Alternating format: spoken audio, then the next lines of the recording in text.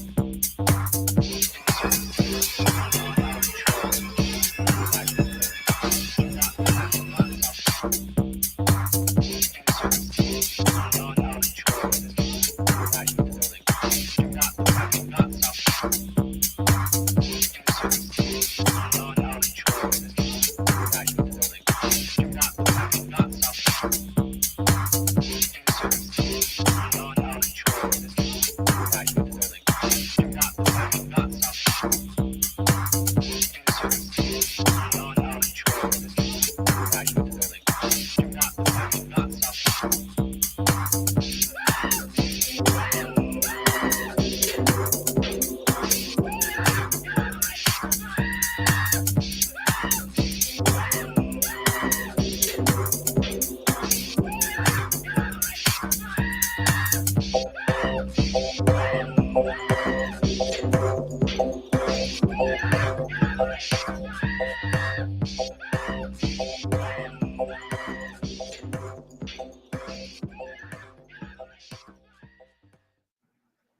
yes. Now time for the magic words. There is no expectation of privacy in public.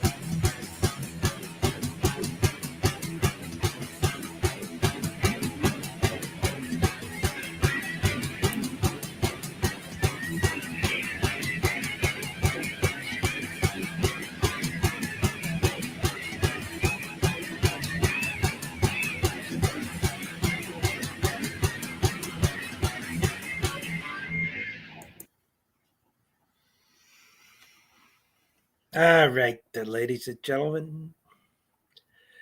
Today, unfortunately, I have the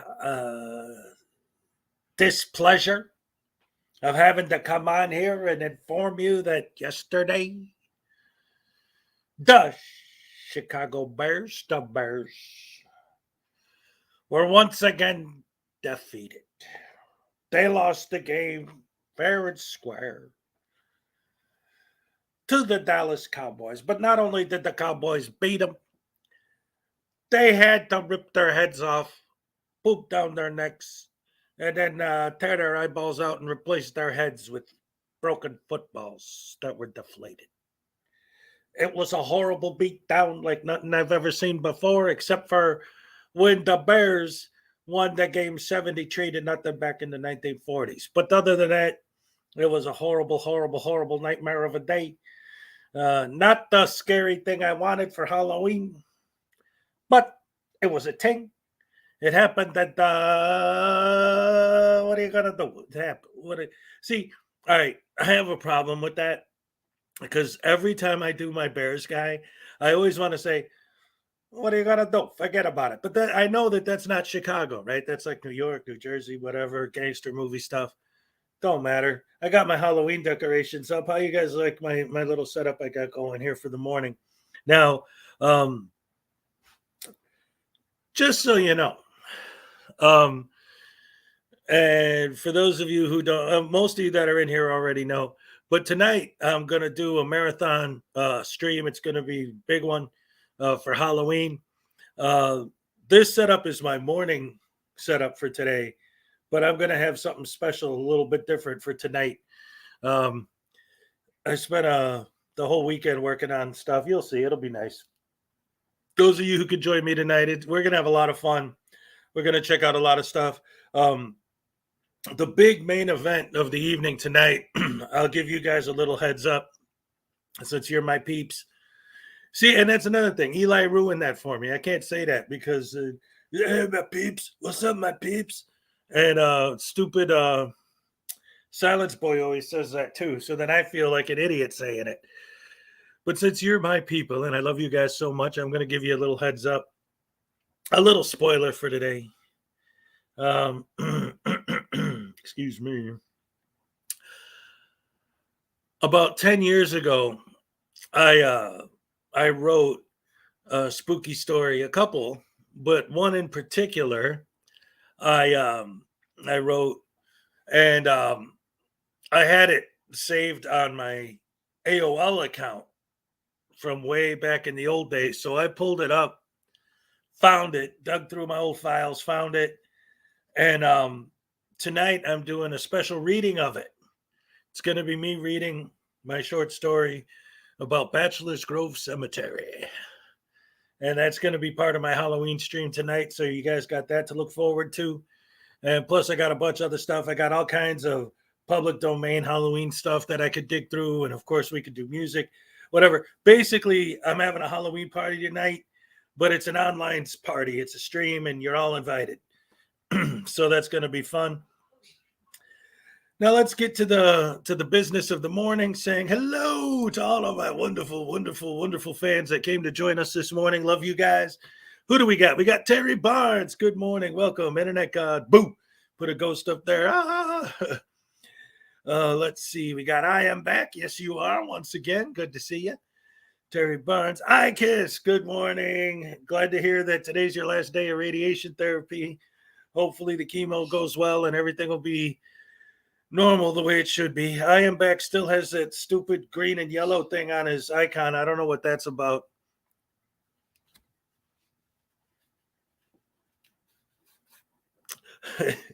And let's see. We got I Kiss Terry Barnes. News Now Enemy. What's up? Good to see you. Kiss a Cat. Hello. All right, Kiss a Cat. You know what?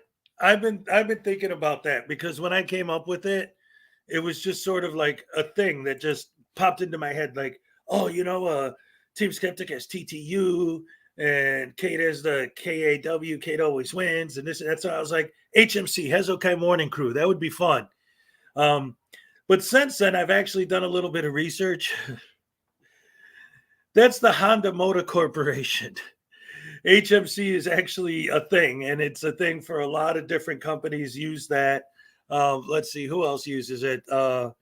HMC Dental, Harvey Mudd College, Honda Motor Corporation, Home Care Custom Solutions, High Quality Sawmill Equipment Company, the Hercules Machinery Corps, the HMC Farms. I mean, there's a million of them. So maybe we need to come up with something different because it looks like that's heavily used already. I was just Hezokuai Morning Crew. I don't know. But yeah, maybe we need to come up with something else. I don't know. I thought it'd be fun, but let's see. I Kiss. I Am Back. Kiss a Cat. Commentator Auditor. Good to see ya. Yeah, I was in your stream yesterday. That was great. JH Ostruck. Terry Barnes. Kiss a Cat. News Now Enemy. JH Ostruck. Zerzu Zyquin. All right. What's up? Hezokuai Warrior, here to play. Oh, I love it.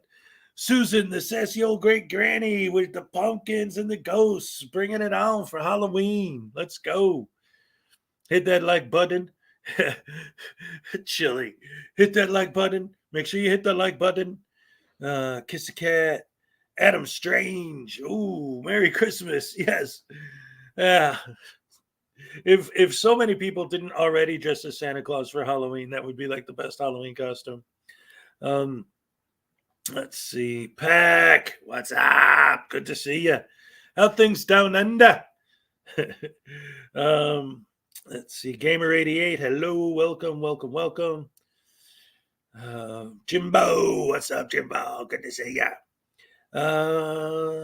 Grandma Wolf, what's up? Glad to see you in here. And let's see who else we got. Good crowd. Jennifer Klein is in the house. Welcome. Happy to see you. Ecstatic. That's great. Good morning, everyone. Good morning, Hiz. I'm still battling being sick, but I wanted to stop in and say good morning. Great to see you. Thank you for stopping in. Always good when you're around. Love you. Terry Barnes, commentator, auditor, Edward Catalier, Jimbo, Peck, I Kiss, Peck, Niles. good morning, afternoon. What's up? Let's see.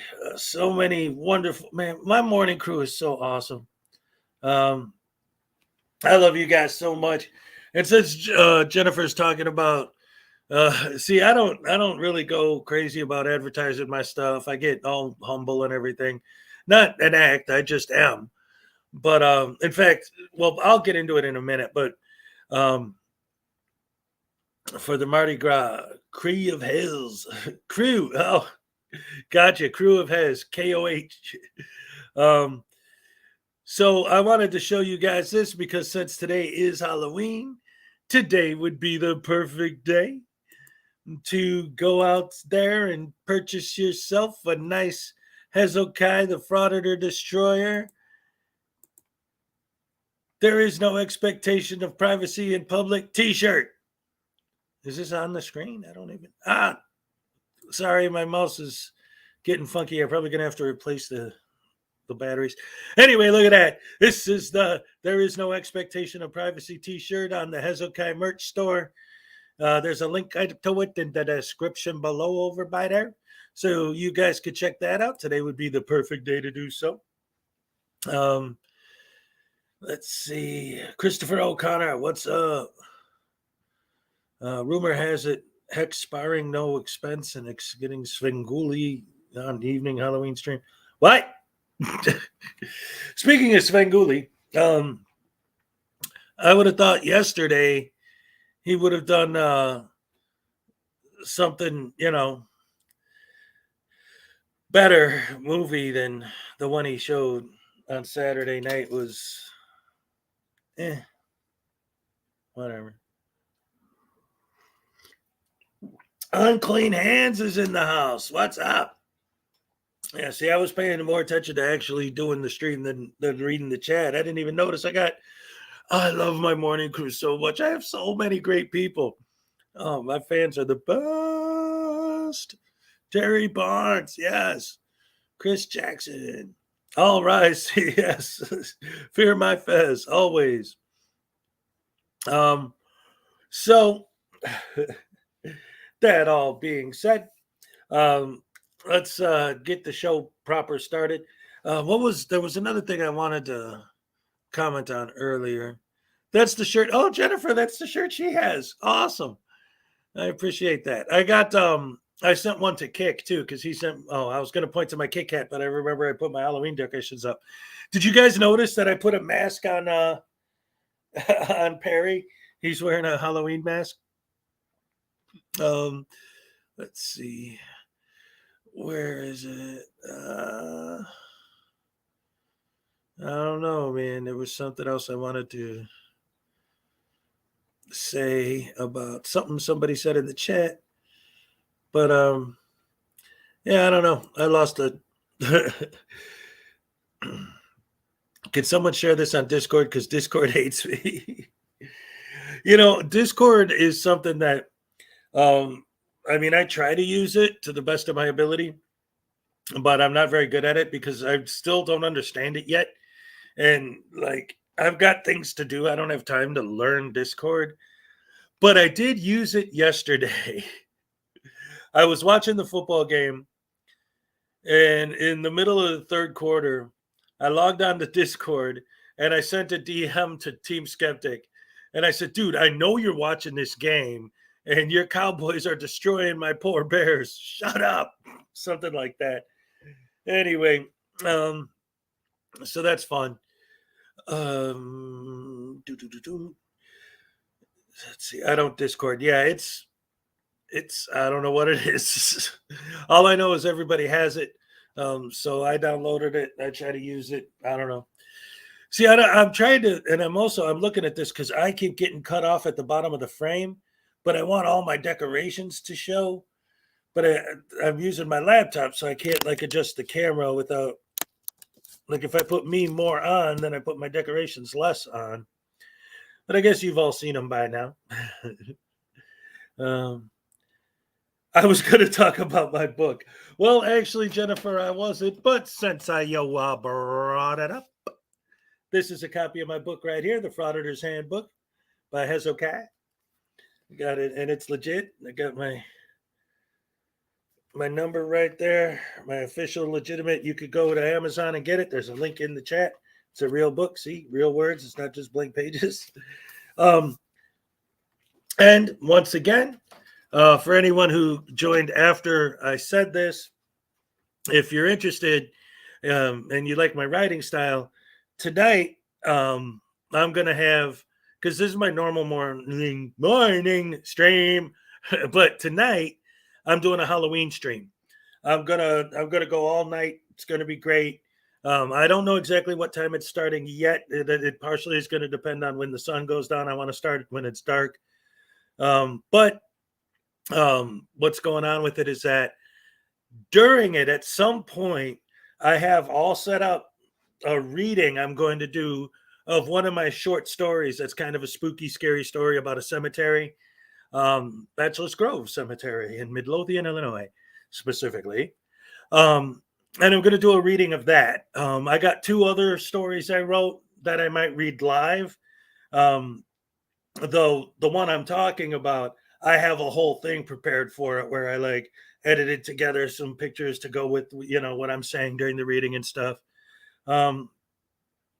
So we'll see what happens. Hopefully, again, you guys like my writing style. You might want to be here for that. And in general, you might want to come down and check out the Halloween stream anyway. Like, these decorations are my morning decorations. I'm going to have it all different tonight. The whole mood. You'll see. For those of you who come, you're going to be like, what? I'm hoping to make it something like really, really cool, real special for Halloween. The only thing about it that I'm not completely, I'm going to do it no matter what. But the one thing about it that does make me slightly uncomfortable is that I plan on going all night. But then I'm going to be back here in the morning, no matter what. Jennifer, like I said, the exact time I'm going to start yet, I haven't decided yet.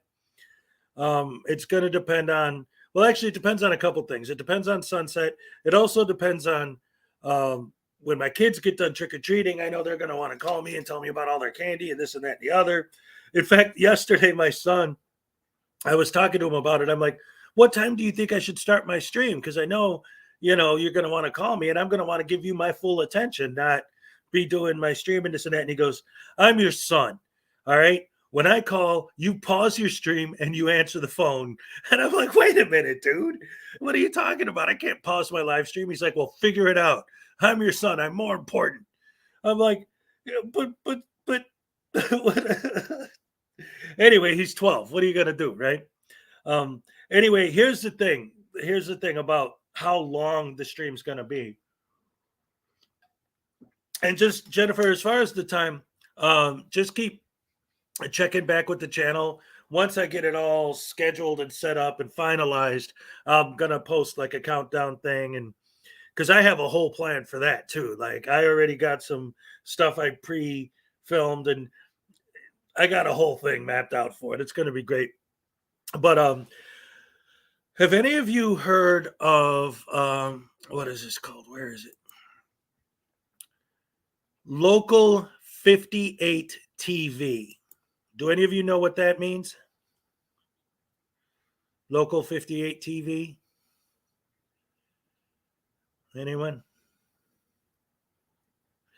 Well, all right. So my grown daughter's 5. My youngest is 8 and my oldest is 18.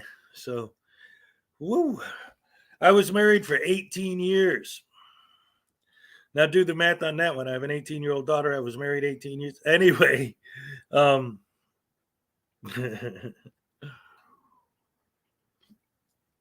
actually, I guess I was married 14 years.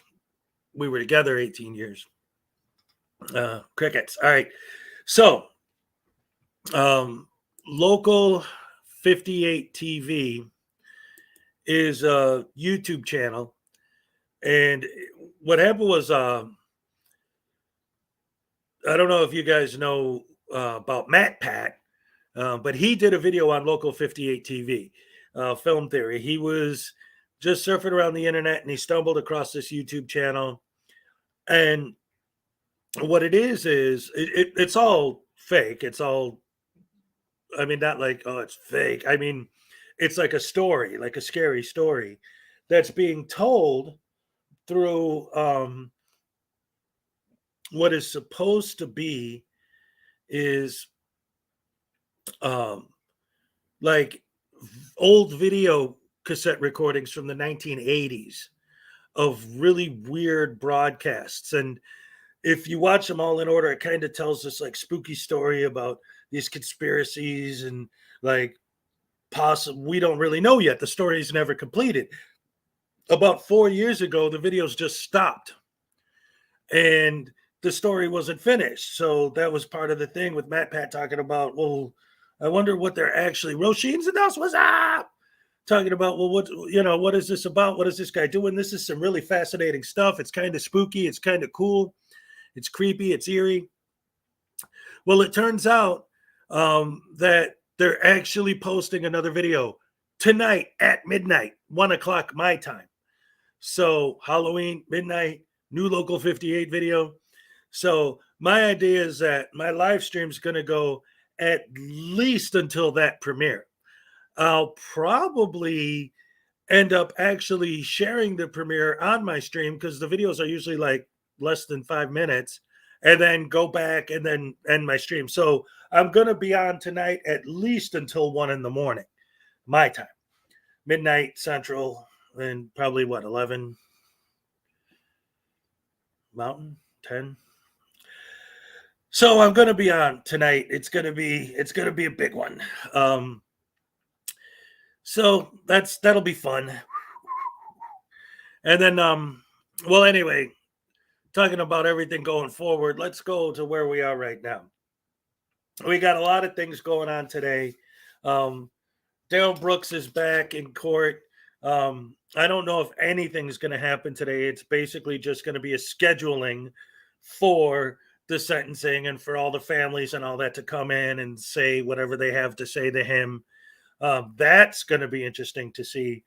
But as far as today's hearing, it'll probably be short unless, knowing his mouth, he might stretch it out for 6 hours. How can you sentence me when you don't have subject matter jurisdiction?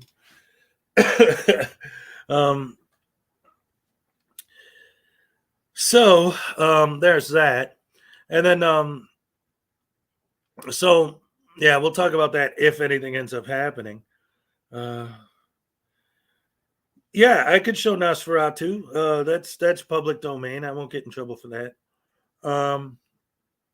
The other thing that I wanted to talk about is, and I did mention this on Friday. What happened was our good old friend Kim Blandino was back in court, and at the time that I was on, they had released the pre-hearing where his lawyer was petitioning the court to drop the case. He's like, basically, this guy's an idiot. I can't deal with him. I can't work for him. I gotta go. It's ANCR News Network. What's up? So yeah, Kim Blandino comes out. Well, Kim Blandino's lawyer comes out and argues with the judge about how he needs the judge to allow him to leave because Kim just won't let him represent him properly. So it happened. It is what it is. And I thought that was the thing, was that hearing was just to see what his lawyer is going to do for the actual hearing. It was just they showing him with the lawyer trying to get out of there. Well, it turns out that later on they posted what actually happened after that. The lawyer was arguing to stay or go for this. And I'm going to show it. And I'm going to show the whole thing because we got so used to Daryl Brooks and his intense stupidity But being that it was a murder trial, it's hard for me to laugh at it. To Kim Blandino, who is nothing but hilarious in his stupidity. So I want to go ahead and, as kind of a palate cleanser, let's look at an idiot in court being stupid over something stupid so we really can laugh at him for it. The arguments this guy makes, and I love the fact, and you have to put this before I play it, you have to remember what I was just saying. Right before this happened, his lawyer petitioned the court to let him not represent Blandino because Blandino's such an intense, insane lunatic that he just knew it was going to be an issue. Then watch the actual hearing and see how it is an issue. Wait a minute. But before I do that, I saw something in the chat. Hold on. Thunder. What's up, ATV? Welcome. Good to see you. Yeah, we're going to take a look at some Kim Blandino stupidity. Is Blandino an auditor? No. Blandino he's a sovereign citizen, but he doesn't know it. Like, in fact, he takes great offense to being compared to sovereign citizens, but you're going to hear, he pretty much lays out his whole philosophy during this trial. It's stupid, insane, ridiculous, and silly. To put it in perspective for anyone who doesn't know the Kim Blandino saga, it really started before all this, but that's a whole nother thing. But this current court case we're looking at all started when he was in court over a stupid traffic citation. He started pulling the whole, I don't need that kind of license and this and that. And what he has, and it becomes a big part of what we're about to see, he has a passport that he created that has his license in it. And he made the whole thing himself. And he's been using it forever as his driver's license. So he gets pulled over. He presents that as his license. And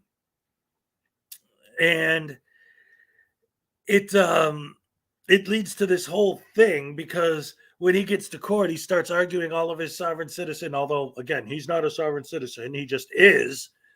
Like, he doesn't follow their script. He just is in his head. You'll see. I'm sitting here talking about everything that is about to happen. I'll just show it instead of talking about it. You'll see. This guy's so stupid. If you don't know who he is, you're going to be amazed at his level of stupidity. And before I even get into it, because he's going to bring this up a lot, all right? I have no issues whatsoever with anyone's ideas, thoughts, or beliefs when it comes to religion, okay? But, well, I believe in Jesus isn't a valid argument to make in court. Daryl Brooks did the same thing. Well, you killed all those people. Yeah, but it's okay because I believe in Jesus. No, it doesn't work that way. Kind of the same thing here. You'll see. So we're going to take a look at Blandino's hearing from Friday because it's hilarious the things he says. And you can see why his lawyer wanted out. Your Honor, Mr. Blandino, against my advice, would like to testify. Oh, that's the itch. I forgot to. I wanted to get. I thought I was starting at that point. I didn't realize that was just a clip of that point. So let me get to it. 767. He's present in custody. The attorneys can make their appearances. Where's Blandino's testimony? Come on. Joseph Gerson. Sorry about that, guys. Yes, sir. I thought I had it queued up to that point, but they actually showed a clip of that point at the beginning. So they were like, psych. I just wanted to tell her that her passenger side light was out. Okay, wait, here we go. I do not believe that I could. All right. The best witness. Any response? I just want to make it crystal clear. At no time did Mr. Blandino try to pass these documents off to you as anything more than a dime. Correct. Thank you very much. Was he talking to you? No, sir. Okay, All right, can he be excused from his subpoena? he can. Okay, thank you very much for being here. Thank you. You may step down, you are excused from your subpoena, and you may call your next witness. Can you guys hear well? It's very State quiet. I got it board turned up all the way. Okay. Well, at this point, Your Honor, I would ask for essentially a directed determination. Nothing has been proved. You don't want to call any witnesses? Um, I just want to make sure, no, what I'm asking is, I do not believe they proved their case at this point. okay? So I'd ask you to direct, if you're going to either deny that or hold it in I abeyance. don't know we what can- that means, there's no such thing as a direct verdict in a revocation. As much as this I mean, lawyer I'll hear the witnesses hates from both working for sides, and then Blandino, I'll allow the, he's such a good lawyer. He's still trying, grasping at No anything problem. Your Honor, to make any argument. just so I'm clear, we are just simply dealing with the revocation, correct? We're not dealing with that motion to impose sentence that was filed. Is that correct? I think that we're dealing with both of them today, Your Honor. okay, but there's been no evidence regarding, And my question is, I have the PO dealing with that here in subpoena. I just release them if we're not. I think that my motion has all the evidence that's needed for that, Your Honor. okay, so you don't want to call the probation officer? Another thing, real quick, I wanted to mention. What did this fool do? Okay, here, I'll give you a basic breakdown of what's happening right now, what we're watching. So what happened was Blandino, okay, so obviously you don't know. There's probably other people who don't know. So just real quick, a little bit more background on what's going on. So Blandino has this passport / driver's license / ID all in one that he made himself. And it's all nonsensical. None of it's legal. And he's driving and gets pulled over. He shows the cop that. So in the meantime, every time he was brought into court about that, he would petition that the judge be removed from the case. And you can do that. Like, for example, and I've said this before, the reason why that law exists is because, like, for example, if my brother or my cousin was a judge, I got arrested for something with the court and they were assigned my case, I could petition to have removed because that's bias, right? You can't do that. So that's why that law is there, because not just for relatives, but it's just an example of why the law exists. So Blandino does it to every single judge that's assigned to his case simply because they're assigned to his case. And at one point, he had a sitting judge, not a full-time judge, but a sitting judge try one of his cases. So he shows up at the dude's office with a letter of intent saying that if you don't find me not guilty or whatever, blah, blah, blah, I'm going to have you disbarred. So now you will see when he stands up that he's shackled because he's in prison, because he was found guilty of stalking, harassing, and threatening this guy, right? So now this is still going back to the original traffic stop because he's been a vexatious litigant for so long and fighting this thing for so many years that they're still talking about it. So right now, this hearing we're looking at right now is the officers are testifying essentially that he had this fake ID, fake driver's license, fake passport that he provided as proof of his identity and his driver's license and all that. His lawyer, who right before this begged the judge for him not to be on the case because Blandino just will not cooperate with him. His lawyer's talking right now, and the prosecutor's talking about, oh, Blandino wants to testify. His lawyer's even going to say at one point, my client, against my advice, wants to testify. And I fast forwarded about an hour.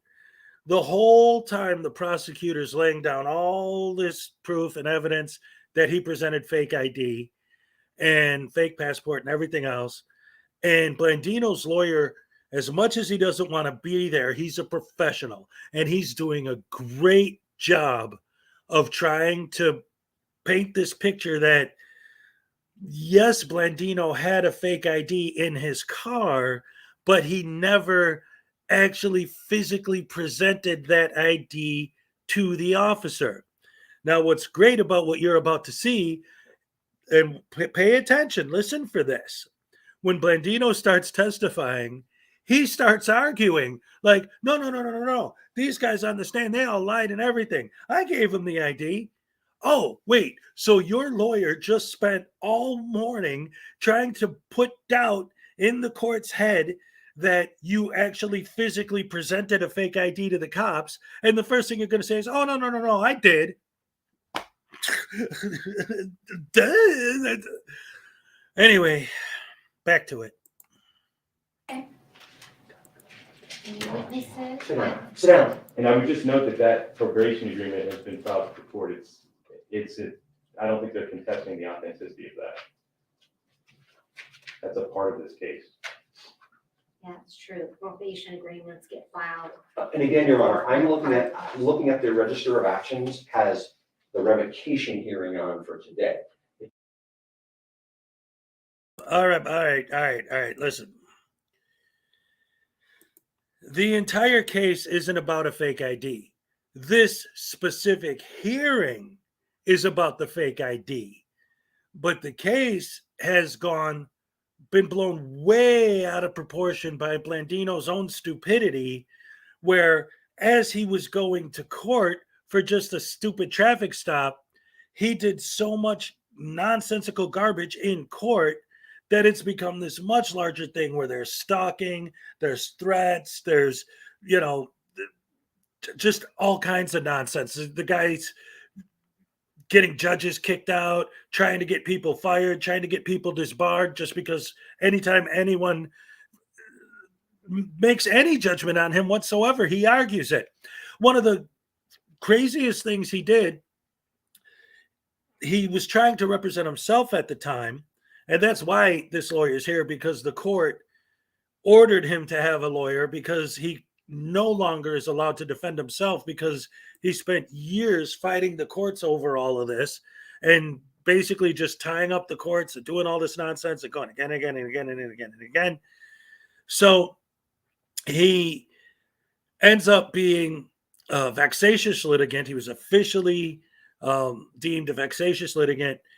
And at this point, now, because he's been stalling, even though there's a million other things that he's in jail for currently, because he kept stalling, they still haven't settled once and for all the traffic deal and the fake ID deal. So again, the whole thing isn't about the fake ID. This specific hearing is about the fake ID, but there's all kinds of other nonsense going on. You got to look up all the Blandino coverage, especially the stuff that Artie and Law Talk with Mike did, because this guy's been playing this game forever, and it just doesn't work. Here we go. It doesn't have the motion to impose sentence, if I'm correct. I'm looking at your clerk. I'm not sure there's a big difference. Well, Because if you revoke somebody, you impose the sentence. well, potentially, Your Honor, under the statute, but Right. again, Right. I'm just trying to figure out if I need to call Officer Chandler to the stand to refute this stuff that's not actually on the calendar. That's all I'm trying to find out. Well, the issue that he wouldn't sign the probation agreement, that's before the court. Okay, then I would call, if I can just confirm my client. I won't. Sure.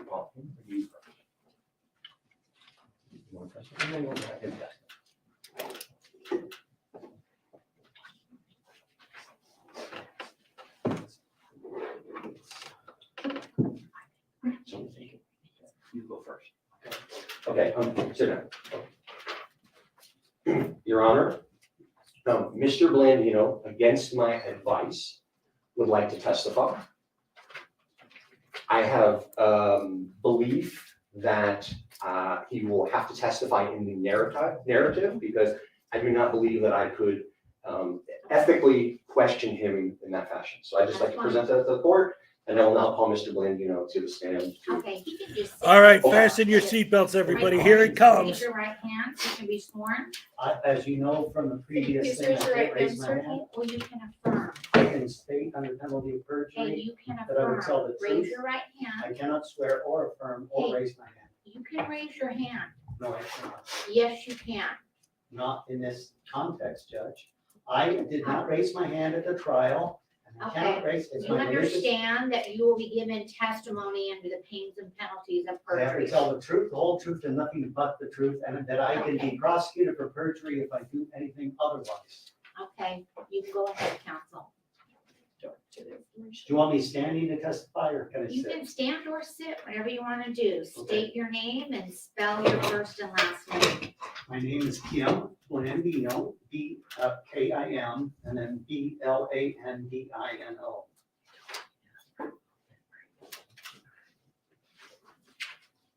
Go ahead. Oh, okay. Is there something you want to tell the court about this hearing today?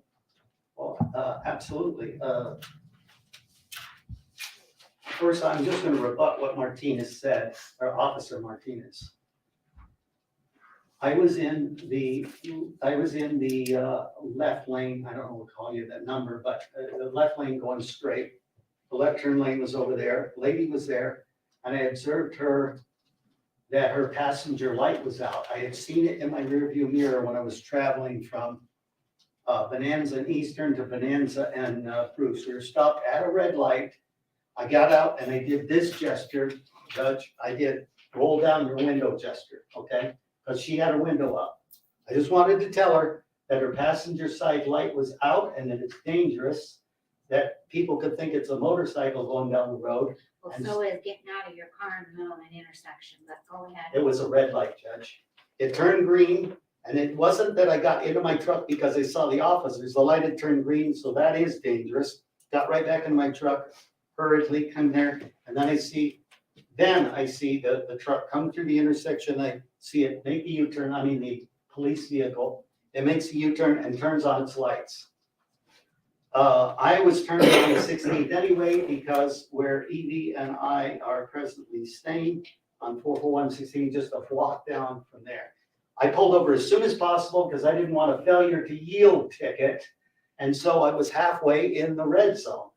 But it was dark at night and the red zone was obscured. There wasn't a street light, so I couldn't see the red zone. But I knew if I didn't pull over at the curb at the immediate point, I was probably going to get a ticket for failure to yield. So I did what I was supposed to do as a good traveler on the road. I'm puzzled by why there's no body cam footage or dash cam footage. That dash cam footage would have shown that light was out. I'm commanded by my creator to try and protect people or to advise them if they're making error or danger. If that lady, if I wouldn't have tried to stop her or let her know about the light, and she got in an accident and killed or hurt somebody seriously, God calls me to account for that failure to warn. So there was a red light, there was no danger at the time. As soon as it turned green, I couldn't get it. I had to rush into my truck, which I did, the red light, and then the stop occurred. So Martinez, her testimony makes it appear as though I got in my truck because I saw them, and that's just entirely not true. I explained to them the reason why the screwdriver and the thing was because the ignition was broken. I had gotten a new one, but I didn't have time to put it back in. So I was using the screwdriver, and contrary to what Officer Martinez said, the screwdriver was in a box there. It was not hanging out of the ignition.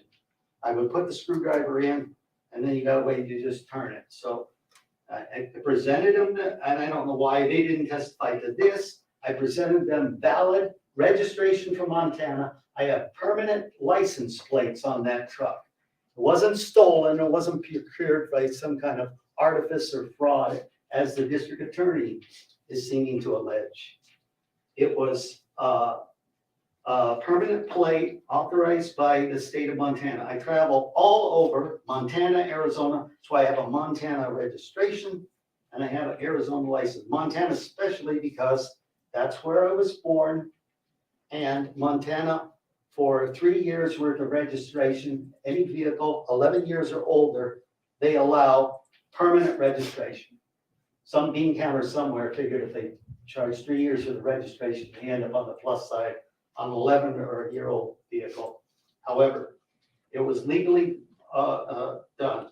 When that stop occurred, Officers Neeson and Martinez were both curious about the ignition. That's true. I did What's reach up, over, Stephen I Alley? showed Good him to my see ya. Arizona ID. I have the Arizona ID because these banks like to see state government issued, state in the United States for cashing checks. When I get out of CCBC, they'll give me a check. They will not give me cash. I will have to go to the bank and I will cash it with my ID. And that's why I have the ID. I've used this, no, wait a second, let me get to Shive. Okay, so the stop occurs, and then I'm cooperating fully with the officers. I tell Officer Neeson that I'm Before you going go, to, don't meet up forget with you. that tonight I'm doing my big Halloween night stream. It's going to be great. So definitely come check that out. We're going to have a lot of fun. I'm going to read a couple of my scary stories that I wrote, and we're going to watch some scary movies and listen to scary music. We're going to talk. It's going to be fun. She's a 97-year-old World War II vet you're well aware of from the trial. She was here in the gallery during that trial. She has serious health problems, and I'm her 24/7 caretaker. So I told him I was just heading down the street. As a matter of fact, I showed him I showed Officer Neeson on my smartphone there, me taking Edie to vote in what was it, 2020. And so it was a picture from the Review Journal because we were there the first day of early voting. And he found that kind of interesting. I was wearing my Trump Jesus t-shirt, which you saw me wear, and the district attorney saw me wear one day during the trial, where it says, Trump now, Jesus forever, socialism equals slavery, savior equals self-rule. Savior being Jesus, that when you have the belief in Jesus, as I do, you have rule over yourself and your passions. And so it's also a double entendre. I just have a second one. Sure. Okay. Get to the relevant stuff. Okay. So the officers indicated that they didn't like the documentation, the Arizona ID. They saw the scope, they referenced the scope, that the scope looked, it showed some previous driver's license issues. They said that they were going to take me down to the city jail and have me booked for municipal ordinance violations. The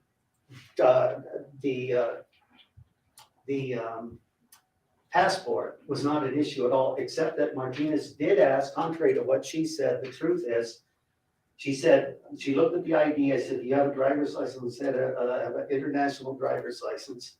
I reached in, I did get it out of the glove box.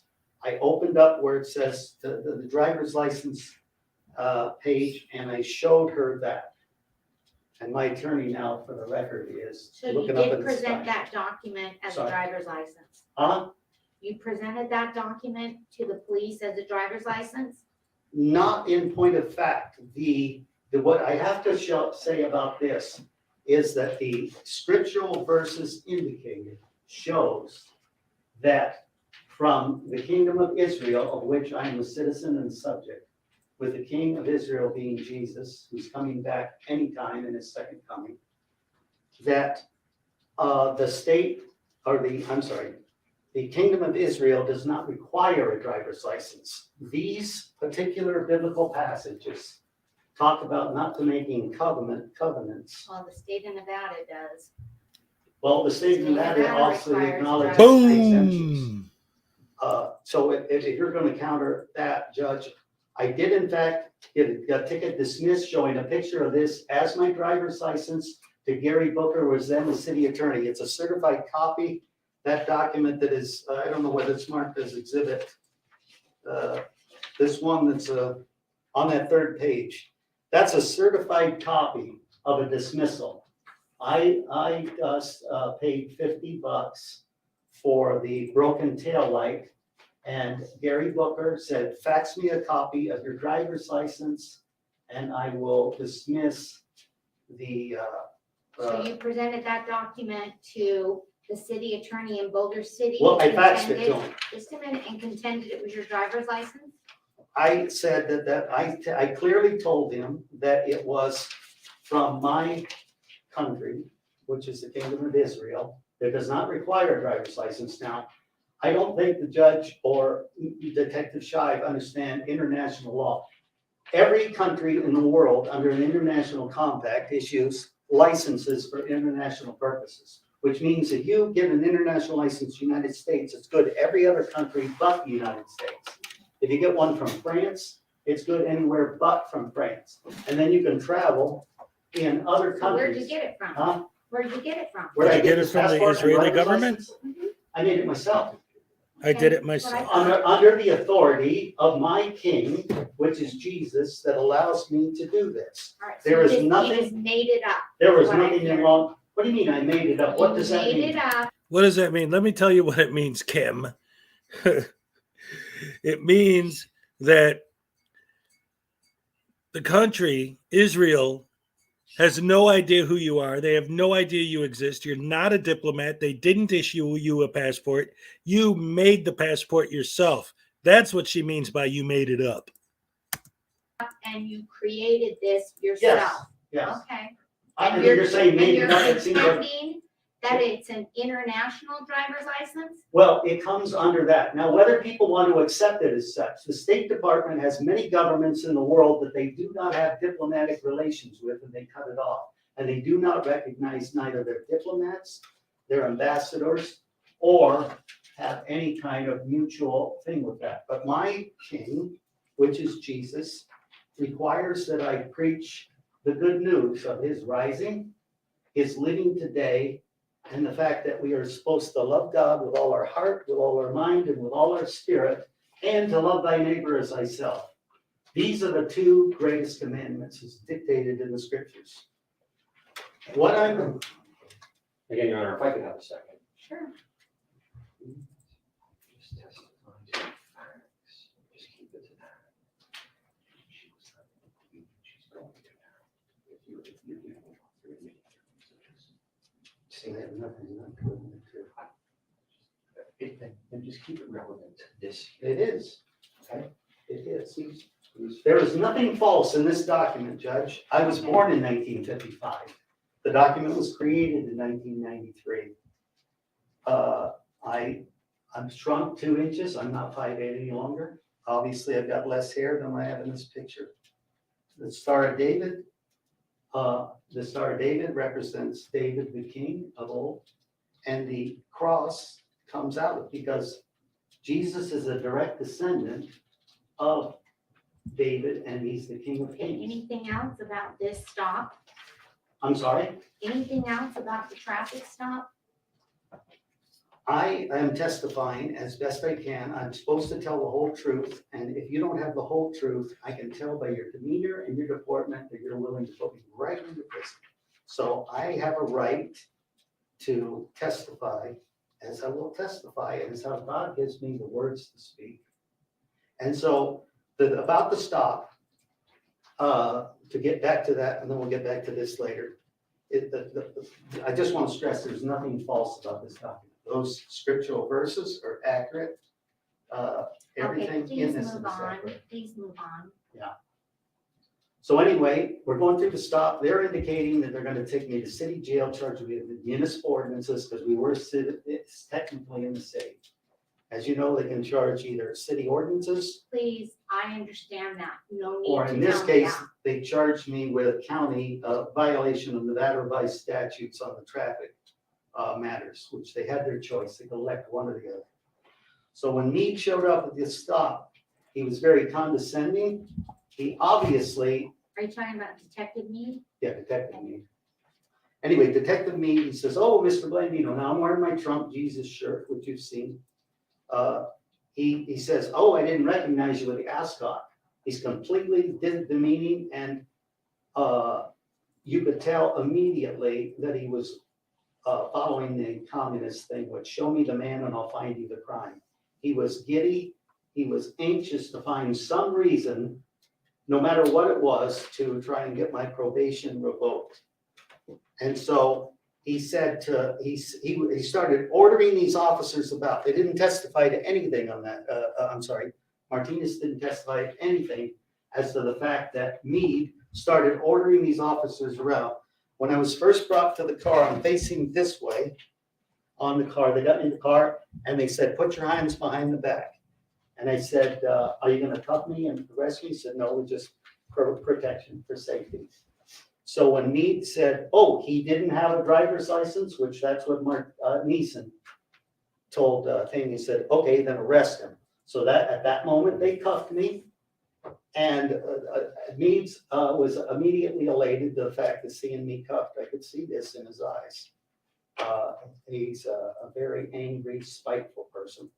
And so then he's issuing other orders, and he said, wait a minute, did he show you What's up, something? K-Far? Good to And see then you. spoke as to the international driver's license Hezokuai, and to what's the up? Boulder City dismissal by City Attorney Gary Buck. Deb Beasley, hello. And so I had told him that I presented it dozens of times over the decades. People in Montana, Arizona, when I travel, and no one has had any issues. All right, so real quick, I want to point out before we keep playing this.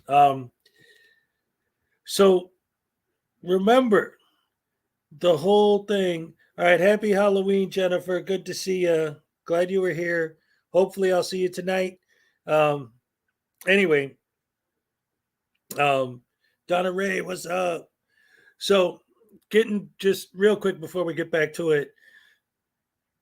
The whole argument that his defense attorney, and this is why his defense attorney keeps telling him, shut up, shut up, shut up, shut up, please shut up, is that he was able, through his, through the testimony of the witnesses, he was able to present a case that Blandino never actually tried to use his fake ID, which puts reasonable doubt. It's not a jury, it's the judge. But the point is, he did a really good job of laying the foundation for that case. And he's asking Blandino, please don't testify, because listen to what he's saying. Well, I've been presenting this as an ID for years and I never had a problem before. Oh, so you have been presenting it. Because your lawyer's big argument was that you didn't actually physically present it to the officer. And now you're bragging about how you present it to all the officers all the time. And I've been doing it for years. And you specifically said out loud that you made it yourself.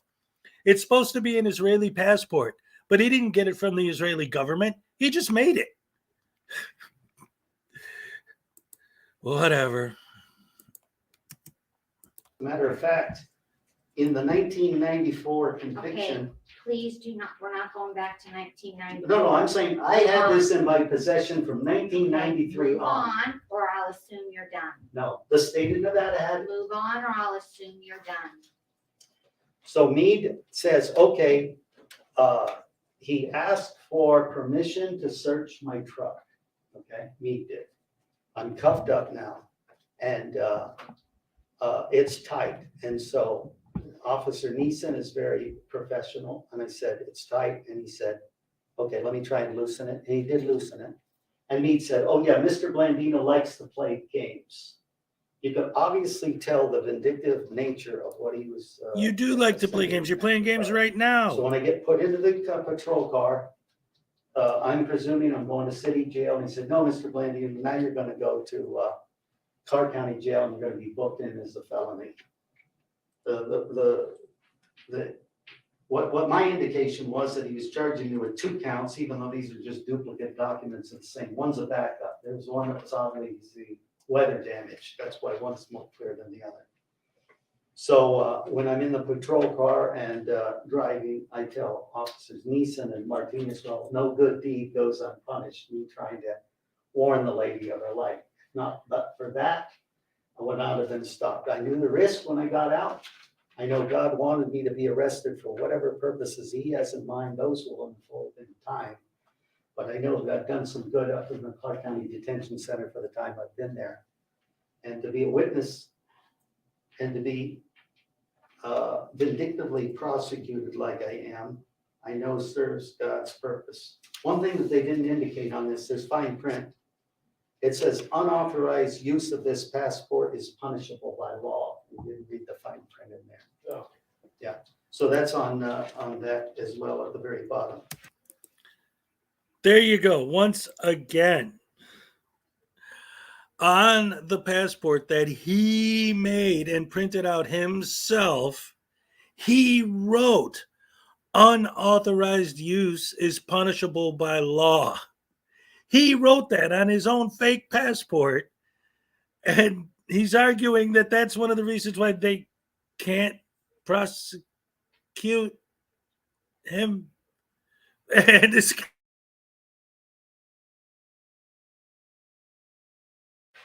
So everything was done legally under Title VIII.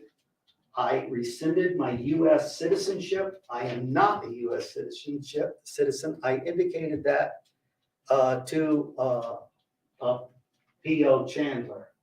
This was available to Officer Chandler at any time. He saw when he came to visit the house for his review under probation, he saw that I had the Montana plates in the truck. and that So you're an I said, idiot. yeah, he said, is that your truck? And I said, yes. And he kind of like smirked a little bit. I said, why did you want to, I believe I said, on my memory is, my recollection is, Look at the I body said, "Did you language wanna of his look at the lawyer. truck and Like, you search can't it? believe this idiot won't you have shut up. authority to search anything without a warrant. And at that time, I had those passports in that glove box as well. This was maybe a month earlier than the traffic stop. So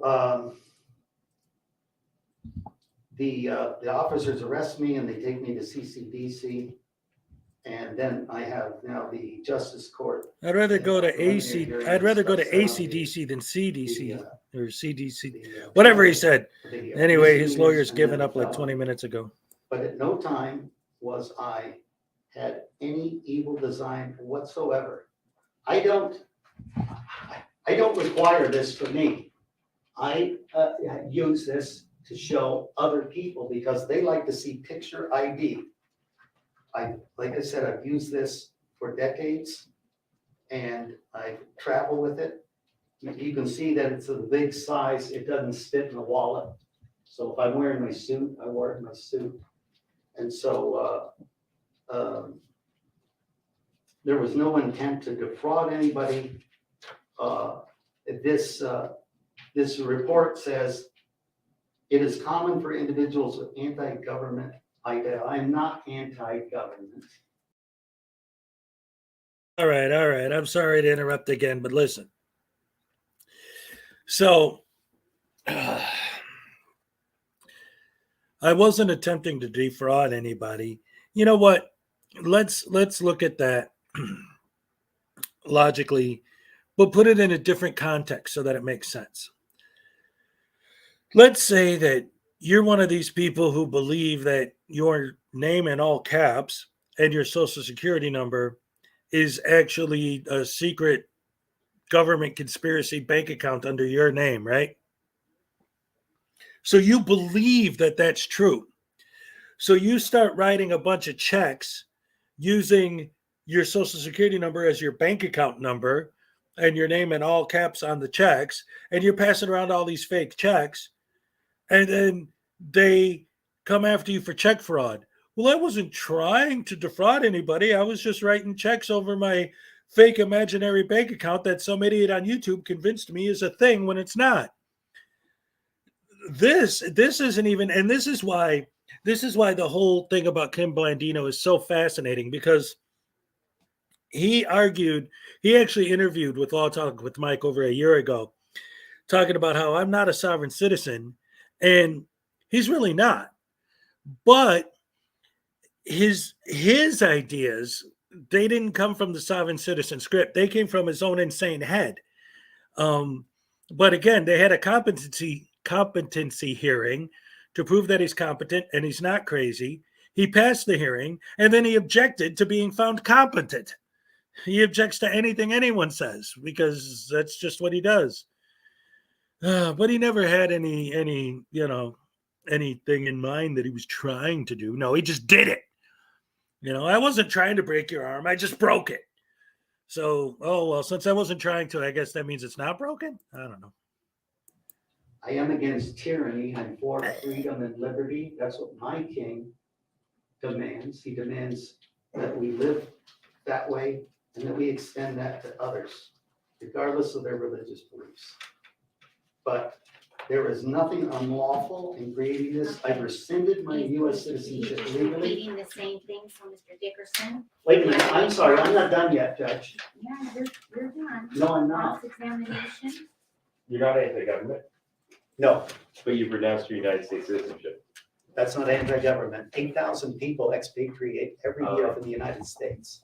And they're And not. that's a yes, that you've renounced your US citizenship, correct? No, I did not renounce, I rescinded. There's a difference. All right. And you're also a diplomat? Yes, Okay. And that's what States Exhibit 1 and States Exhibit 2, these passports of yours indicate that you're a diplomat, right? my mission is to preach the good news that Jesus is risen, that he's alive today, and to preach the good news of the gospel. Let me turn this one over here. And I do that. Right here. Are you gonna use the elmo again? Yeah, I'll use that. So I'm gonna show you States Exhibit 1 here. Mhm. This is the one that you showed, Officer Martinez? I don't know, I had two, and I don't know which one it was. Sorry, this is States Exhibit 2. Okay. It was either States Exhibit 1 or States Exhibit 2 That's correct, right. that you showed Officer Martinez as your international driver's license. Right. Okay. And I use the international driver's license as a shorthand because people don't understand the concept oftentimes. Oftentimes in life. It's fine, they use shorthand. that's fine. Yeah. So States Exhibit 2 is this one. And then inside the front cover of States Exhibit 2 is that document you're talking about, isn't that right? Yeah, the dismissal by the Boulder City, Okay, I'm gonna show you this. This is State's Proposed Exhibit 3. Showing you each page of it right. back in front. That one you just passed? You want me to? Yeah, we can chat about it, but I want to show it to you first. Right. You recognize it? Yeah. Okay, is this that document that was in that passport? It's exactly right. Okay, all right. A state moves through the admission of States Exhibit 3. We show it to council. Yeah, I'm not sure.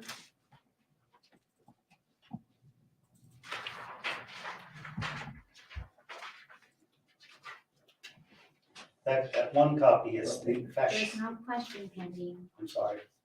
Apologize. Your Honor, this is a multi-page document. I guess my objection would be that the district attorney is trying to enter information of a criminal complaint.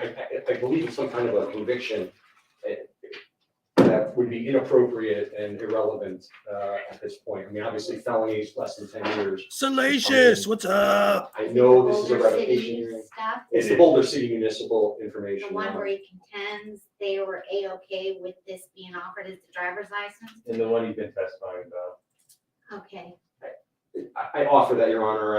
I'm sure my client would disagree with me. I know what's going to happen, but I want the objection noted. okay, it's noted and it's admitted into evidence. Thank you. This is on Mr. Blandino? Yeah. Great. Showing States Exhibit 3. This is that document, the front page of it that we've been discussing? Excuse me. Got a long pipe. Is that- Can you orient it to where I don't have to turn my head Yeah, sideways? you know, let's see, I'll do it this way. Okay. Okay, is this that document Yeah, this is the municipal court of Boulder City. indicating it's a complaint for an unlicensed driver, right? Right, For you, Kim Dennis Blandino? Yeah, I don't use the middle name Dennis, but they did. Okay. And then this document was actually certified by the court, is that right? Well, I obtained that because I wanted evidence that it was dismissed based on, the case was dismissed based on my faxing of a copy of that. And so you obtained the certified copy, right? Right, And it says here on the second page, I hereby certify that this is a true and correct copy of the original in the Boulder City Municipal Court file. right. Mhm. And it's dated December 24, 2001. Yeah. And signed by the court clerk of Boulder City Municipal Court. Right. And that's the back page of this front page we've been looking at? I guess it's a back page. I didn't know if it's two-sided or single-sided. Okay. All right. So, real quick, what's happening right now, if you don't really get what's happening, it might not make sense. So basically, the prosecutor's asking him a bunch of questions about the document, and Blandino is arguing that his case was dismissed because he presented the document. And the prosecutor basically asked him a bunch of questions. So is this them saying that the case was dismissed? Yes. Are they saying it was dismissed because you sent this document? Yes. Did you send this document here? Yes. Okay. Well, guess what? Your whole argument is that you never presented false documents. And now here you are saying that you presented this. And that's why your case was dismissed, because you presented it to the court as a legitimate document.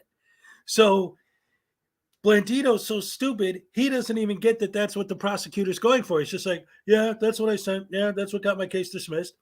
He's thinking, oh, that's a big win. I'm proving that my case was dismissed by me presenting that document. The whole point that the prosecution's trying to make is that you presented it to the court as though it were a legal document. So you're just giving him his case. Man, Blandino's dumb. And then here on the next page, it's just the third page of State's Exhibit 3.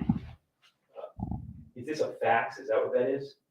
Yeah, Gary Booker, who was then the city attorney, said fax over a copy of your driver's license and we would dismiss. Your Honor, I apologize. I'm going to object on relevance. We're not here litigating this thing. Even if he did this back in 1993 or whenever, the statute of limitations, we're so far afield of we're dealing with right now. What's in front of Your Honor is Right, whether he's using this passport and passing it off as being a driver's license. right in the incident that we're here for, which was the traffic stop, not something that happened in Boulder City 20 years ago. Okay. His lawyer is trying so hard. Thank you. I feel sorry for the guy having to And deal so, with Mr. Kim. Blandino, you sent it from Office Depot, is that right? Oh, you're reminding me. Yeah, I guess that was. And that you sent that on August 10th, 1998. I'm sorry, he coughed and I couldn't hear you. August 10th, 1998. Is that right? That's what it indicates here in the top corner. They must have their date stamp. Why does that say 2001? Oh, I must have got the certified copy much later than that. Okay, Yeah, 1998, right? okay. Right. Does that sound right? Well, it looks right. I mean, unless their date stamp was wrong. I don't recall that date, but, This would have been associated with the fax, correct? right, yeah. Okay.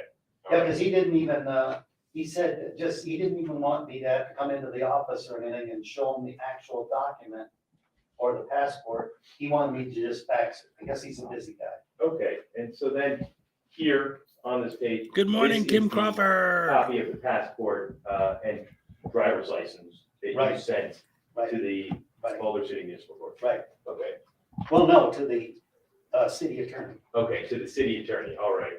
And that's the same thing that we've been looking at in both State's Exhibit 1 and State's Exhibit 2, correct? Here's State's Exhibit 2 on the fourth page. Right. That's correct? Okay. Just showing Your Honor what I showed him, State's Exhibit 2 on the fourth page. And that's where it indicates that you have the driver's license here, correct? Mm-hmm. And that's, you also mentioned that, Now, to make sure that. but hang on, that's not my question, Okay. right? At the bottom of this page, that's what you were mentioning is the unauthorized use of this passport is punishable by law? Right. Okay. And showing the fourth page of States Exhibit 2, that's what it says right here at the bottom, is that correct? Right.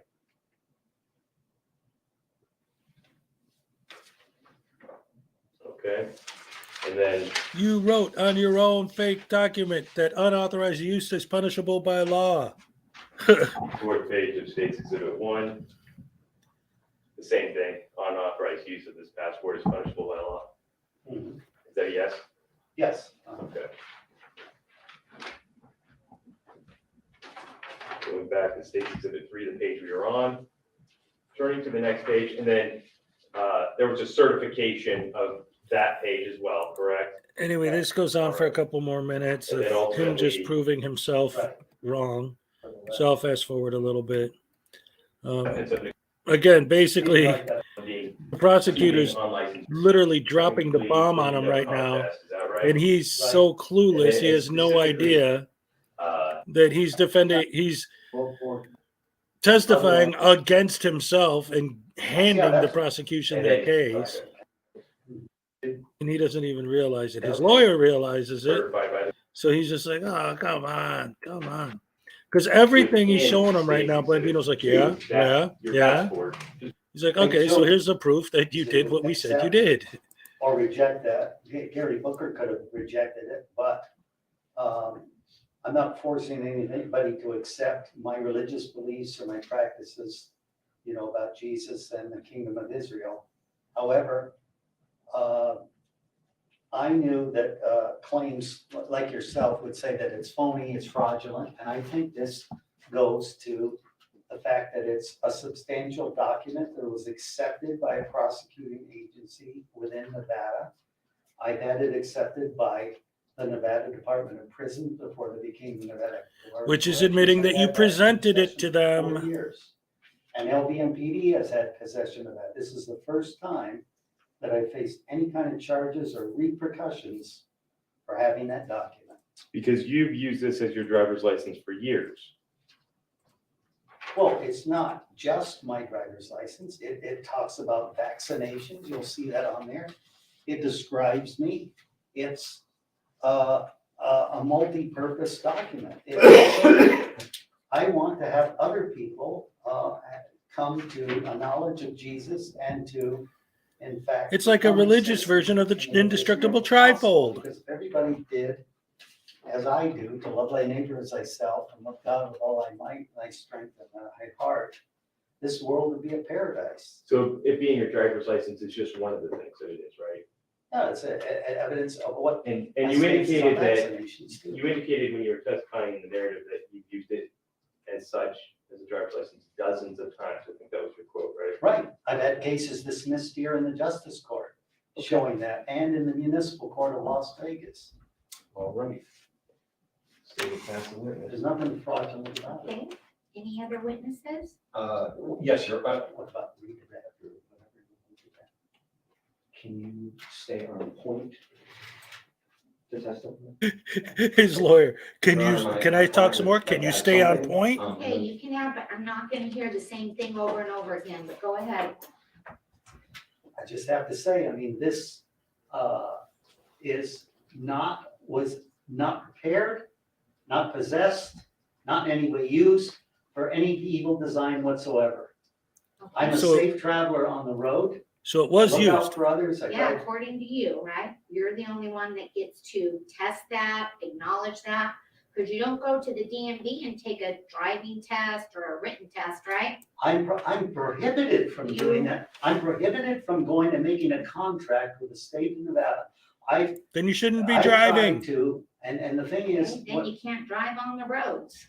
You're entitled to do that, but then you can't drive on the roads. You Well, don't get to that's- make up your own set of rules. no, it is international law, Judge. It's Okay. international law. If Anything you don't want to else? accept that, I cannot debate you on that. You're on the You're bench, right. I'm here. Anything else? But the other thing is, because of this and my rescission of United States citizenship, I am not, nor have I ever been since this, a resident of the state of Nevada. I'm a traveler. I'm A traveler. no different, You're a what? a traveler What does that within mean? the United States. I travel. I do, the address that I use, 441, I use care of 441, because at any moment, God might have me move. I do not claim residence of Nevada. I'm not a resident. Alright. Now, the thing is that this is very important. How'd you go because- vote? Huh? How did you vote? I don't. I vote. don't can't reside vote there. here. I just People live can't there. You just vote. took your friend to vote? I thought you said in the beginning you Yeah, took I your take friend her to to go vote. She likes Okay. to vote. She's a US citizen. She's actually a true African American, born in South Africa, naturalized in 1961. in the What's up, United Graham? States. And so she likes to vote against corrupt politicians. And that's what I do for her. It's part of what I do for her. I take her to medical appointments and so on.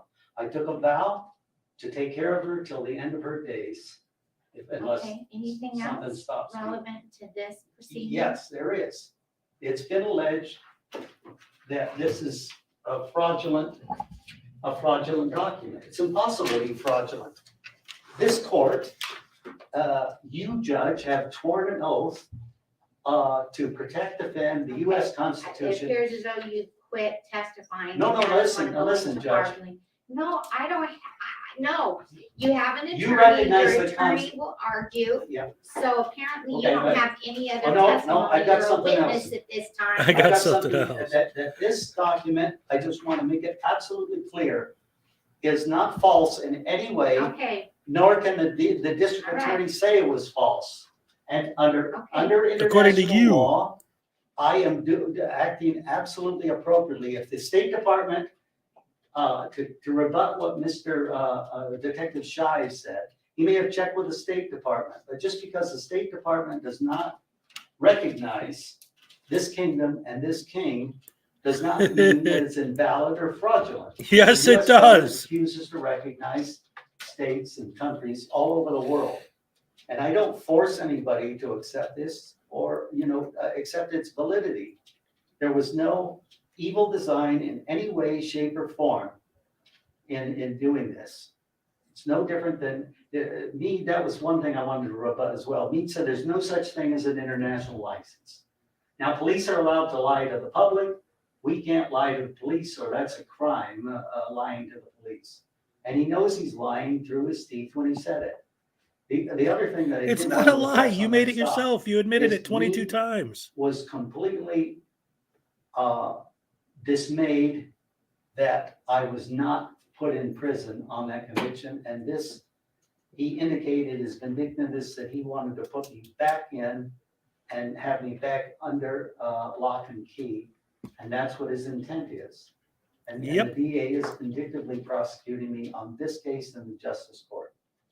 There is nothing improper at all. Good morning, delete that's clause. about the 18th time you've said that, so I'll assume that you are done, and I'll hear from the state. And any argument you want to make to the court? Thank you, Your Honor. Well. Well, I'm sorry, Your Honor, we do have another witness. Oh, I Yeah, we apologize. have Officer Chandler, so Okay, I just wanted to, I have to leave in like 6 minutes. it should All not right, take. that's pretty much it, because she calls it a day for the day. I think they're going to actually finish it today later on, because she had another case she had to go to. She didn't have time for this. She had a docket. And of course, Blandino ate up so much time. There was just nothing. So anyway, we got some more people here. Ikis, so he's a white Moor now? I guess.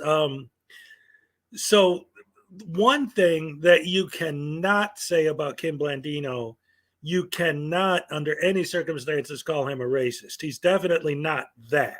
And the woman that he's always, and the whole time he's been in court, he's been harping on and on and on about how he can't be in jail because he's a caretaker for an old lady, is an African-American woman. Like literally, she's from Africa. So he takes care of her full time. That's what he does when he's not in jail. But yeah, his arguments are basically like Moorish arguments. It's the same thing. But he doesn't understand that. He doesn't understand anything. So real quick, since we were doing the Blandino thing, I want to show this just real quick. It's just a couple seconds. For those of you who aren't familiar with the whole Blandino situation, what happened was when he got convicted, because you see here he's in his jumpsuit and he's shackled. But what led up to that, the actual court case that he was found guilty and put in prison for, during that trial, at one point, he got up and started dancing. And I used that clip as part of my standard intro. So I'm just going to play that few seconds from my intro so you guys could see Blandino before he was sentenced to prison, thinking, I guess he thought he was going to win. So let's just real quick take a look at that. Like I said, this is just a couple seconds from my standard intro. There he is. There's Dr. Kim.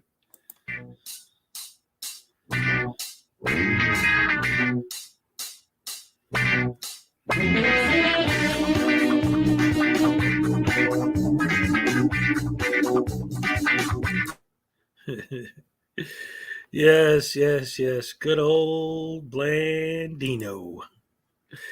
Oh, man. That guy is so crazy. Kim Crawford, what's up? Yeah, Terry, the Brooks thing today is just a scheduling hearing. I'm not expecting it to be a big deal. However, Brooks's mouth is probably going to turn it into a big deal. So we'll see what happens. But what I'm really interested to see, and again, once they do the scheduling, then we'll know when it's going to happen. But I want to see when they do the bit where they allow victims, families, and survivors to actually talk to him. It's going to be a shit show, and I can't wait to see that. That's going to be very fascinating. Also, for those of you who have just joined us, happy Halloween. And again, this is my normal morning stream. Even though today's Halloween, I'm doing the regular bit right now, but I got a big plan for tonight. I haven't decided exactly what time it's going to start yet. Just keep your eyes open. It'll pop up. I'll put a thing ahead of time to let everybody know. I'm having a big Halloween stream tonight. It's going to be great. We're going to have basically an online Halloween party. It's going to be a lot of fun. I got a lot of stuff planned out. At some point during the stream, I'm going to have, I'm going to do a reading of a short story that I wrote that's like a scary story about a cemetery. So that's going to be fun. I might read some of my other stories live. This one is one that I'm recording. I have been recording over the weekend. So it's good. That bit is going to be pre-recorded because I got some video stuff that's going to go with it. I might even take that one story and release it as its own video. It's like half an hour. But I'm going to play that tonight. We might take a look at some scary movies that are public domain. We might, have some scary music. And of course, we're going to talk. And then at 1 a.m. Eastern, midnight Central, Halloween midnight, there's this YouTube channel called, and here, I'll drop the link right now so that you guys can get caught up if you need to, if you're interested. There's a YouTube channel that's actually very spooky. And it's called Local 58 TV. There's the link to them.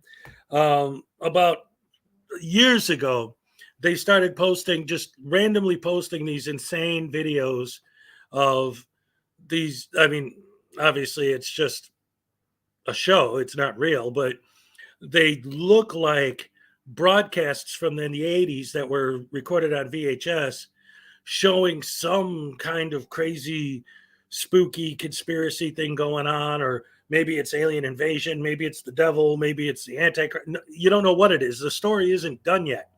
And about 4 years ago, the channel stayed up, but they disappeared. They weren't putting any more content up. Then about 11 months ago, they released something, and all their videos are like 5-10 minutes. But tonight at midnight, they're premiering their new video. So it's a big deal because, again, there was like a 4-year gap in between videos for this channel, and everyone's like, who was following it, like I was, is, oh, what's going to happen next? What's going to happen next? What's the next part of the story? So we're all excited to see what happens. So my Halloween stream tonight. I don't know exactly what time I'm going to start it yet, but I'm definitely going until 1 a.m. because as soon as that comes on, I'm going to show it here live on my stream when it premieres, because I'm excited for that. And I think that'll be a good way to sort of wrap up my Halloween stream. Scott Ammo, what's up? Good to see ya. Drop a link to my Discord. Yeah, I guess I could do that if I really have to. I don't go on Discord too much, but I do use it. I think I said earlier, but there's some people who just joined that I used it yesterday during the football game to tell Team Skeptic to tell his Cowboys to quit beating up my poor Bears, getting their butts kicked. I don't know. How do I get my thing on here? I don't know if this is going to lead you to me or what. Kim Crawford, what's up? Scott Ammo, News Now Enemy, Graham, channels at me. I think that's just going to take you to Discord, not to my Discord specifically. How do I get it to see? This is the problem. This is why I don't really use Discord too much, because I don't know how to work it. I mean, I know how to like click on a person and send them a message and stuff, but every other specific little detail, I just don't know. I don't know. Her college friend is dressing up as the ghost of communism. Okay. Whatever that means. So a couple other things I wanted to cover before we I love it when I misspeak. Couple little things I wanted to cover before we wrap it up. I got Long Island Audit's new video. I was looking at this, and I thought this was a good example of idiot being stupid. And before I play this, I want to mention one of the biggest issues I have with Long Island specifically, and a lot of them do this. He isn't the only one, but he specifically does it every time. Amagansett Press does as well, except he hasn't posted a video in 14,000 weeks. I don't know what his problem is. If he's done, beautiful. I love it, but who knows? But anyway, one of the big things that they always do, and so many of them do this over and over and over again, you watch their videos, and every single video they make, the same thing happens. They walk into a place with a camera, everybody freaks out, and then they act like they don't understand why anybody would ever freak out over, like, I don't understand. Why are you doing it? But it's what they do. Every video you've ever made, they do it. So you do understand, and you do know, and you're just being a disingenuous douchebag. Wow. I just described Long Island Audit perfectly. Disingenuous douchebag. So let's take a look at this disingenuous douchebag being a pain in the ass for some people. And the title of this video is Unhinged Public Service Has a Meltdown Over a Journalist with a Camera. Blah, blah, blah, blah. When will they learn? Learn what? How to kiss your ass? Bend over backwards and lick your boots? Who are you? Can I help you? I don't know if you can. Who are you? What are you looking for? Oh, I'm not looking for anything. Okay. Are you recording? I'm taking some pictures and video. Okay. That's correct. Can you not? Why would you? Because I'd rather you not. No, why? I understand that. I'm saying, why would you ask if you can help me if you know I'm recording? Because it looked like you were looking for something, so I thought I'd ask if you needed help. And then tell me not. Go up to the camera and then say, don't record me. It doesn't make sense to me, but Okay, right off the bat. All right. So, what just happened? The lady says, may I help you? Right? Now, this to me, and this is why I paused it here, because this to me is brilliant. this is great because so many of these guys so often make the argument that, well, I'm just sitting here filming, minding my own business, which is bull because if you're filming my business, how is it you minding your own business? But they never make that connection because they're all idiots, right? But when they talk about, well, you approached me, right? So you're in an office, right? A place of business. And somebody who works there comes up to you and says, may I help you? If they didn't, you would complain about the horrible, terrible customer service. But this lady, he's combining two different sovereign citizen arguments or frauditor arguments now. She says, may I help you? And he says, well, you're the one who approached the camera. I don't understand. She approached the camera not to approach the camera. She was approaching a potential customer because why would you be there if you weren't a customer? Because nobody does what you idiots do. That's another big part of the problem with these douche hammer face ass cracks is that they think this is a thing. Like they're going to get the laws changed so that anyone can film anywhere without being bothered. But you're the only people who want to. So what difference is it going to make in the big picture? None. It's not going to have any effect on anything at all other than demonetizing you because you're not going to have any more interactions. That's why you know they're full of shit because their purposes are self-defeating. Anyway, so he's going to say, well, I don't understand, or he did just say, I don't understand why you would approach a guy with a camera and then ask not to be filmed. She wasn't approaching a guy with a camera. You're in an office. She's approaching someone who, because why would you be in an office if you're not there for service? So of course she's going to approach you and say, may I help you, to find out what service you came there for. Turns out you didn't come there for a service. You came there to be a pain in the butt. That's your job, idiot. I'm not here to record you. Then why are you recording her? GIS technician. So we have the GIS survey maps over here. It's very important if you're out auditing on public property. You want to make sure that you're in the right spot. And that you don't use any brain power at all.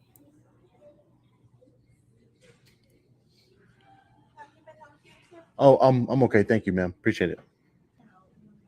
Yes, sir. Yeah. Okay. Hi. You were walking around taking pictures? Oh yeah. Did somebody call you? Yeah, because you make people nervous. Why would they be nervous? Oh, you have no idea. You've never done this before. Oh, I don't see why. There's cameras all over the building, right? There is. Yeah. There is. Yeah. Oh, yeah, that's all new to you. What are you here for, if you don't mind me asking? Just for public Oh, works or somebody? No, I'm not here. I'm not here for anybody specifically at the moment. I'm just taking some pictures and video of the building. Okay. Yeah. All right. I mean, it is a public building, so Yeah. I can't say you can't. I know. You make people nervous. Oh, well, maybe you can make them unnervous. I'm going to do just that. Okay. Oh, so now Thank wait you. a minute. Yeah, Wait you a mind if I minute. get Wait your a name? minute. Wait a minute. Wait a minute. Wait a minute. Wait a minute. Wait a minute. Wait a minute. Wait a minute. Hold on a second. Hold on a second. Trans girl, what's up? All right, so here we go again with another reason why these idiots are idiots. More proof that these guys are full of crap. So you're not a feelings enforcer. You're a law enforcer. Okay. These people, hey, you, what's up? So they always make the argument that you're not a feelings enforcer. You're a law enforcer. You can't enforce people's feelings. But, and they always do this, Sean's not the only one. Now, he just said, these people feel uncomfortable. Well, maybe you could go make them feel comfortable. Wait a minute. I thought the cop wasn't in charge of people's feelings. Oh, no. He's not in charge of your feelings, but everybody else in the world, he has to go calm them down and tell them, hey, I know for a fact, as an officer, am telling you that I know for a fact that this guy isn't doing anything wrong because he said so. He told me, and that's all I need because I'm dumber than he is, and I believe anything anyone says, especially drug dealers and people who came here to blow up the building. When they say, oh, no, I'm not here to blow up the building, I'm just going to take their word for it because I'm an idiot.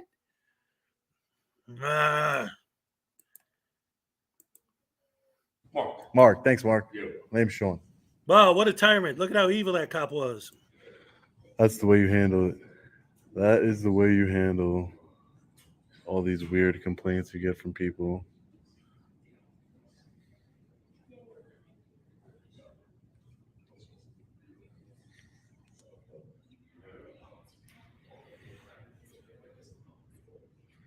It's a public building. All right, so let's take the stairs up to the second floor here. Yep. No, Needs I'm mental okay. Thank health. you. Yep, thanks. Hi. No, I'm okay. Thank you so much, ma'am. I appreciate it. What office is this? Assessment office. Over here. Whatever happened to loitering? Personnel office. So, look, because I didn't need his help, look what he's about to do. Oh, man. Look at him. Because I didn't need his help, he's running down to speak to security. Yes, because So why would you be in an crazy. office building if you don't need anyone's help? What's the purpose? Ridiculous. I'm going to get a shirt that says ridiculous. I know a lot of you say I use that word a lot. I mean, because it is ridiculous. It is. Let's see the. Hi. You have to put that away. What are you videoing for? Whoa. I'm sorry. Whoa. This is a county government. Take a deep breath. Sir. Wait a Take minute. a deep breath. Wait a and minute. Calm down for Wait a minute. Okay, here we go. Now I'm pausing this here for a very specific reason. This is the title of the video. Public servant has a meltdown. This is the woman he's talking about right here. I'm going to rewind it a little bit, and I want you to pay close attention. I always say that one of my biggest problems with Long Island Audit is that the people who support him make the argument that he's so calm, and these people are just mean to him and rude to him, and he just happens to catch the meanness on the rudeness on camera, right? My argument is that he purposely goes out of his way, like any good con man, to find a mark. And as soon as he finds them, he zooms in and digs his claws into the mark calmly, but he does it. This is a perfect example and illustrates absolutely perfectly what my argument is. I'm going to rewind it for a second and watch how this interaction starts. She calmly, nicely tells him he's not allowed to film upstairs. He just showed himself going upstairs, so he doesn't know what kind of offices they are. He doesn't know if they're private offices. He doesn't know what's going on up there. So she tells him, you can't film up here, nicely, calmly, and then he escalates by telling her to de-escalate. De-escalate what? She was just talking nice. I'm going to rewind it and we're going to watch it again. He's the one who escalates the interaction. And at the same time, he's accusing her of being the one escalating it. Watch.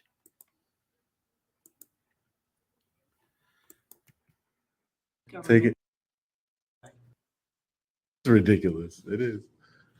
Let's see the. Hi. You have to put that away. What are you videoing for? Whoa. I'm sorry. Whoa. This is a county government. Take a deep breath. Sir. Take a deep breath and Stop. calm down for a Video. second. Stop. Calm down for a second. Call security, because if this man don't get out of my face. You came into my face. What's wrong with You're in you? my office space and you're walking around This- the offices videoing. Now we've had several reports.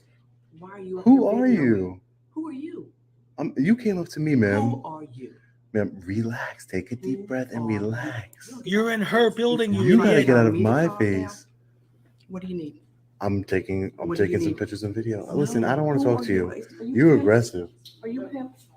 Do you know who he is? No, I don't. Okay. But yeah, we're aware of it, Well, that he's here. Why is Yeah. he videoing? Excuse me. Is he supposed Can to you- be videoing? Yeah. Um, I'm not talking to you. Yeah.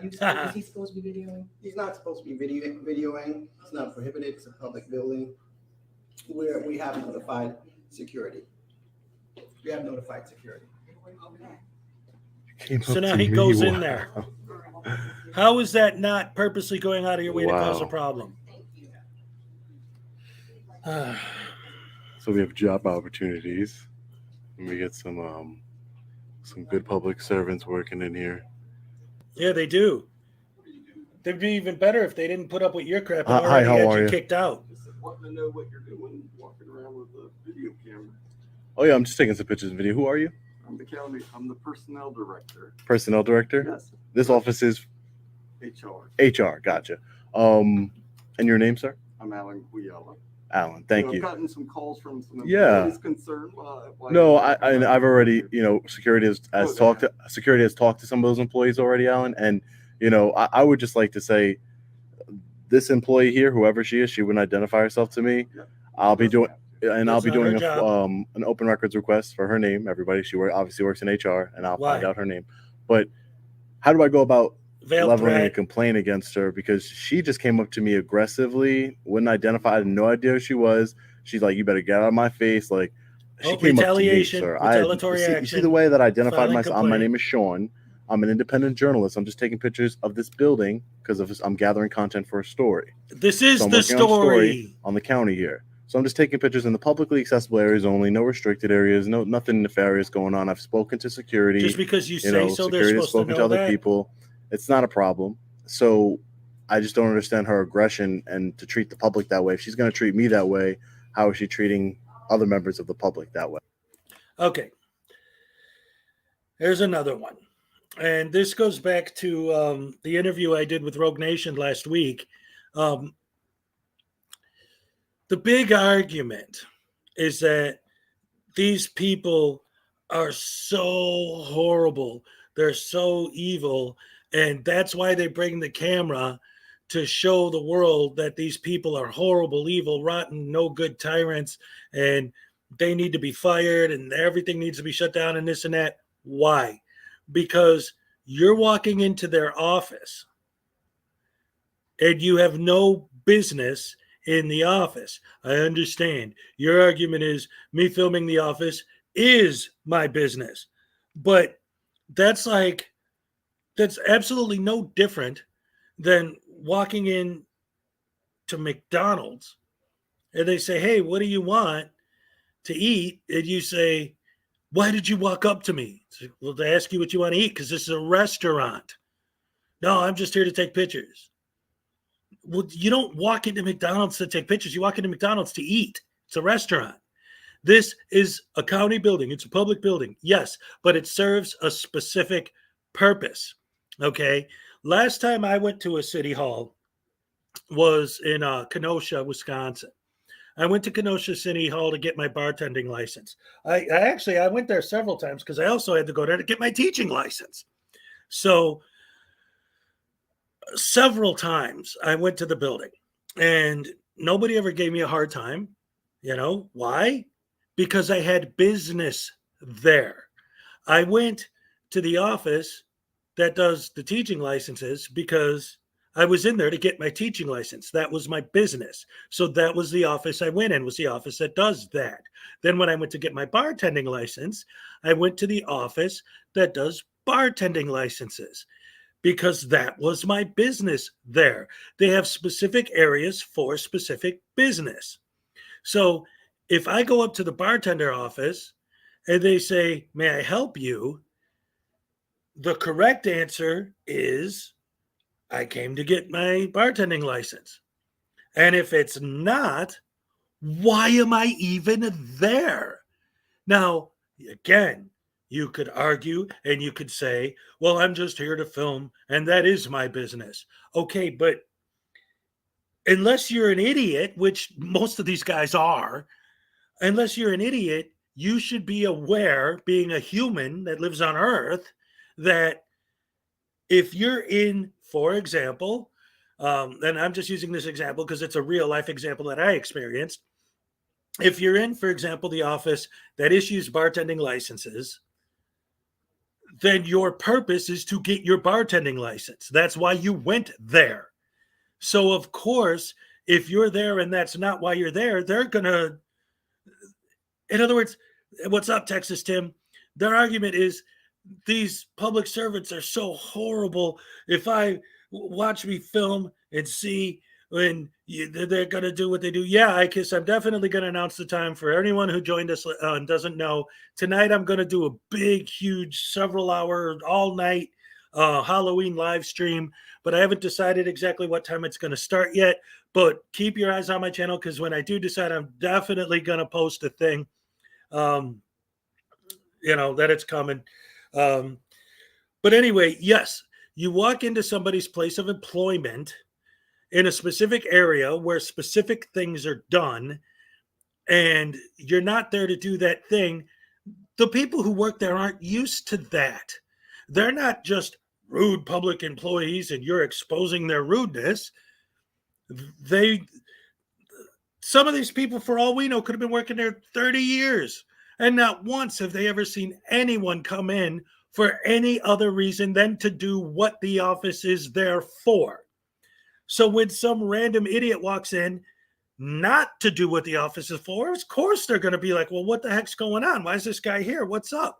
How could you not understand that unless you actually are that stupid, which once again, most of these guys are that stupid, and people like him are not that stupid, which is even worse because it proves they do it on purpose. So there you go. Here's some more Long Island audit acting stupid and accusing them of being the bad guys. So how would I how would I file a complaint against her? So clearly, employees can get concerned about folks in these days. Video. I can understand concern. I just can't understand rude and unprofessional. Well, I didn't.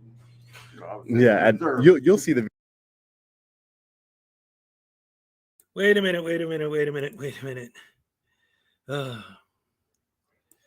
Okay, David. He was in the hallway, and that doesn't intrude on anything. He's in the office now, and we just saw the lady he's talking about.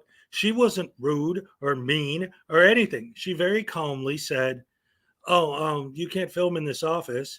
And he immediately started escalating it while at the same time accusing her of being the one escalating it. Now he's going in the office. He's not in the hall anymore. He's in the office to file a complaint on her because his poor little baby feelings are hurt. Poor little Frauditor got his feelings hurt. Maybe he's going to cry. Maybe he's going to cry because they hurt his feelings when they asked him not to film in their office. Poor baby. Poor little baby. Video eventually. When I publish my Grow story, a you'll see the pair, video, Alan. I'll Sean. send it to you. And you know what? You have an email that I can email you the story, so that way you could see it. Sure. Yeah, because then you could see her actions, and then you could decide. There is her, no you're story. Her supervisor, correct? And then you could decide as her supervisor if her actions were warranted or not, and you could take appropriate action from there. That would be good. Okay. Do you have an email? Yes, just a minute. Sure. Thanks, Alan. Appreciate it. The video will definitely speak volumes of her unprofessional behavior. Thank you, Alan. I appreciate it. I'll send that over to you when the story's finished. All right. Thank you. What Do you have story? any other questions for me? No, Okay. Thank you. but obviously it can be disconcerting. So. Well, but why? Can you explain to me why? I'd say Oh yeah, you've never experienced that. You have no Oh, to idea. ever come in and only journalist that's ever been in the building and recorded. Like you're doing. Yeah. Yeah, I wasn't specifically, I can understand, if I went and I just stood over her desk, this wealthy woman's desk over here and started recording her for an hour on end, just being quiet. I'm recording just like the publicly accessible signs and just walking around. Again, this individual came up to me basically very aggressive. Oh, okay, yeah. But So it's there's a way to disconcerting. but do you see the way that you're handling it and the way that you'll see the way she handled it? There's a big difference. There's a de-escalation factor in You're there not where, arguing with him hey, the way you did with her, my name is Alan. because women are an I'm the easy personnel mark. director here, and I'll explain to you, hey, Alan, my name's Sean. I'm an independent journalist. I'm just taking some pictures and video. Nothing to worry about. I already contacted with security. Not a big deal. You see what I'm saying? It's a big difference. That's all I'm saying. It's a big difference in how to treat the public and how not to treat the public. And that's part of my story. So I'll send it over to you, Alan. Thanks, Alan. Appreciate your time. All right. So that was very concerning behavior. They're worried about my behavior and what I'm doing. I said I had to check to see if they had mail. They don't have a reader to scan, so They're very concerned about my behavior and what I'm doing. But open door policy, there you go. Oh, be quiet. Oh, and there goes the professional journalist crying like a baby about professionalism, telling people, oh, be quiet. Yeah, because he's the professional journalist, right? But he has no professionalism. Anyway, look at this. He proves nothing and exposes nothing. No, I have to disagree with that. He does expose his own stupidity, and he does prove that frauditing is a waste of time. Stop it. Jesus. What a professional journalist There's you no are. reason. He better not blah, blah, blah, whatever she was saying. I don't know if you guys could hear it. I'm so sick of her attitude. Attitude. If she acts that way in front of her supervisor, that tells you all you need to know about her supervisor. So here we have the Kent County Levy Court. More reminders that they're always recording us. Yeah. It's Security guard got it, different. man. Identified himself, said that there's nothing wrong with taking pictures and video in a public building, because there isn't. There's nothing illegal about it. Nobody It's actually a accused you of doing constitutionally anything protected illegal. activity. So this door is locked over here. Build a I false guess when court's narrative. not in Come on, session, let's these go. doors are locked. Help you, sir. Who are you? Who are you? None of your damn business, that's who. Director of Facilities here. It's gonna take a step back. Director of Facilities? Yes, sir. So what does your job entail? I'm sorry. Security, maintenance. Okay, for the building? Yeah. Oh, okay, yeah. No, I don't need any help. I spoke to the personnel supervisor and personnel director, Alan.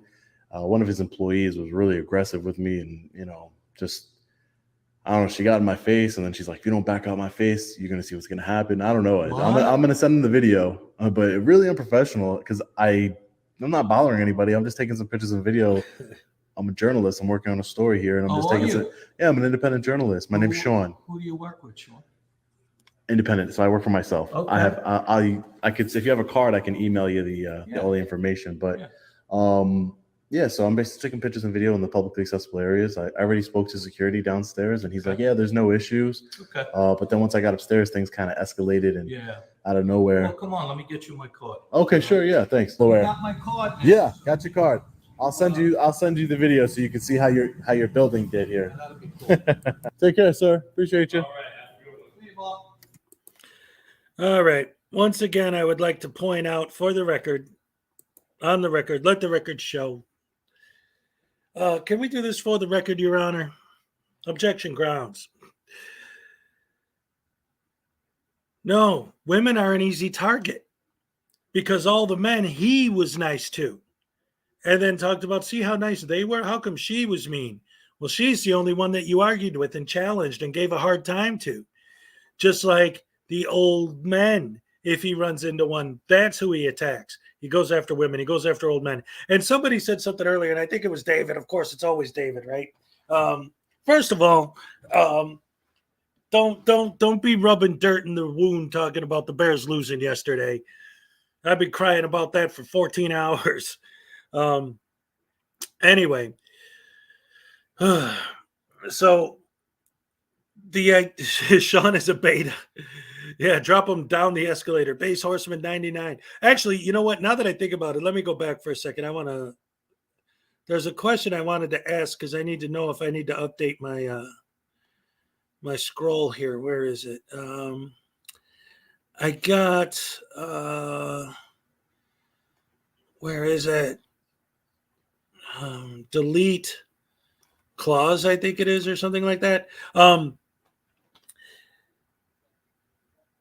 Are you a member that changed your screen name that I already have on my list, or do I need to update my list because or even so, like, is that a different account or a different name? I don't know. Like, do I need to add you to my list, or are you the same person just with a different screen name today? Because it is Halloween. Some people, might be using different things. Delete clause. Yeah, that's him. I got you listed as a member here, but I don't have your name on my list. So do I need to add you, or are you somebody that already was a member and just changed your screen name? Please let me know, because I want to make sure that my scroll at the bottom here has everybody on it. Also, I have a spreadsheet that I use with all the names of all my members for my regular videos when I make them. I want to make sure I acknowledge everybody. So I just want to make sure that you don't get left out. Let's see. So let's talk a minute about wait, what was my name and not my Japanese? I like how Hez used smiley face was my name and not my Japanese. Yeah, pack with two smiley faces next to it, because I couldn't. Well, I guess if I worked hard enough, I could get the Japanese things on there, but it looks like two smiley faces to me, so I used that. Oh, it's me, Carl. Okay. So do you want me to change it to delete clause, or you're just using that temporarily? That's ultimately what I'm asking you. But in the meantime, I got this.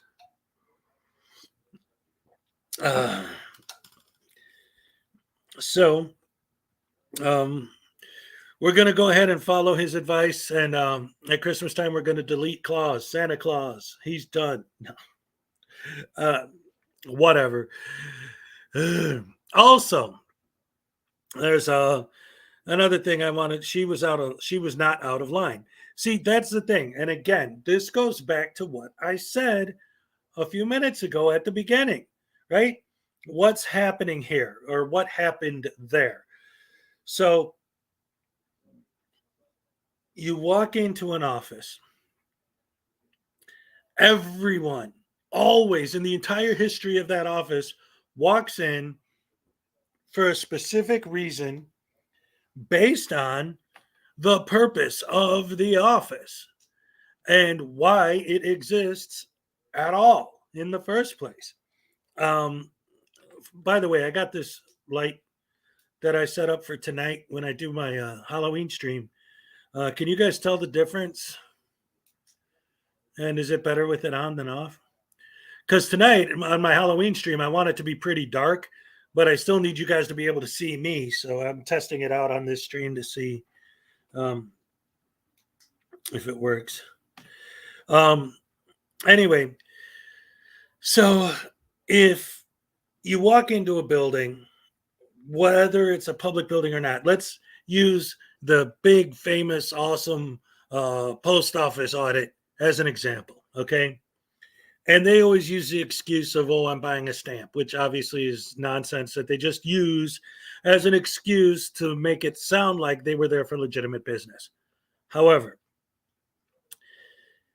if you're going into a place that, what light? Here, let me show you the light. I'm going to toggle it a little bit so you can see if there's a difference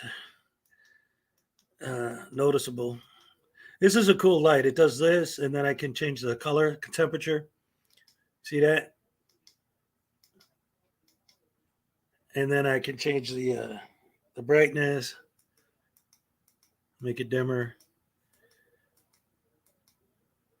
See that? No change. Yeah, he's an amateur. Turn off the lights and put a torch under your chin. Ooh, dun dun dun. Well, I don't want to reveal too much before tonight, but I've got some ideas in mind, some plans for my stream tonight, my Halloween stream. Anyway, like I say, so you walk into a building, and whatever it is, like if it's a post office, right? Why does the post? It's a public building, okay, but why does it exist? This is one of the things that I think is a big confusion when it comes to the idea of traditional public forum versus limited public forum, blah, blah, blah, blah, blah. A park, for example, is specifically designed. What's up, Captain Happy? Is specifically designed for the purpose. Vinoy, what's up? Is specifically designed for people to go there and basically just hang out. That's what it's for. Okay, that's its purpose. A post office, on the other hand, is there for delivering and receiving mail.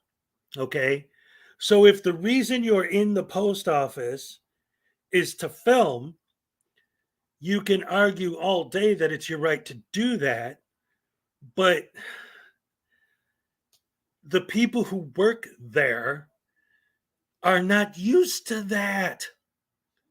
What they're used to is people who come in there because it's the place where you send and receive mail. They're used to the people who coming in there are coming in there to send and receive mail. So when they see someone who's not doing that, of course they're going to want to know what the heck's going on. Of course they're going to want to know who you are, because that's not a thing. And why these idiots are trying to make that a thing makes no sense. It's insane. It's stupid. It's dumb. And it does nothing for transparency. And it does nothing for my rights. What's up, Leland Squirrels? Good to see you. So you walk in there and you have no reason to be there other than to film. It's a specific place that's designed for a specific purpose. You're not there for that purpose.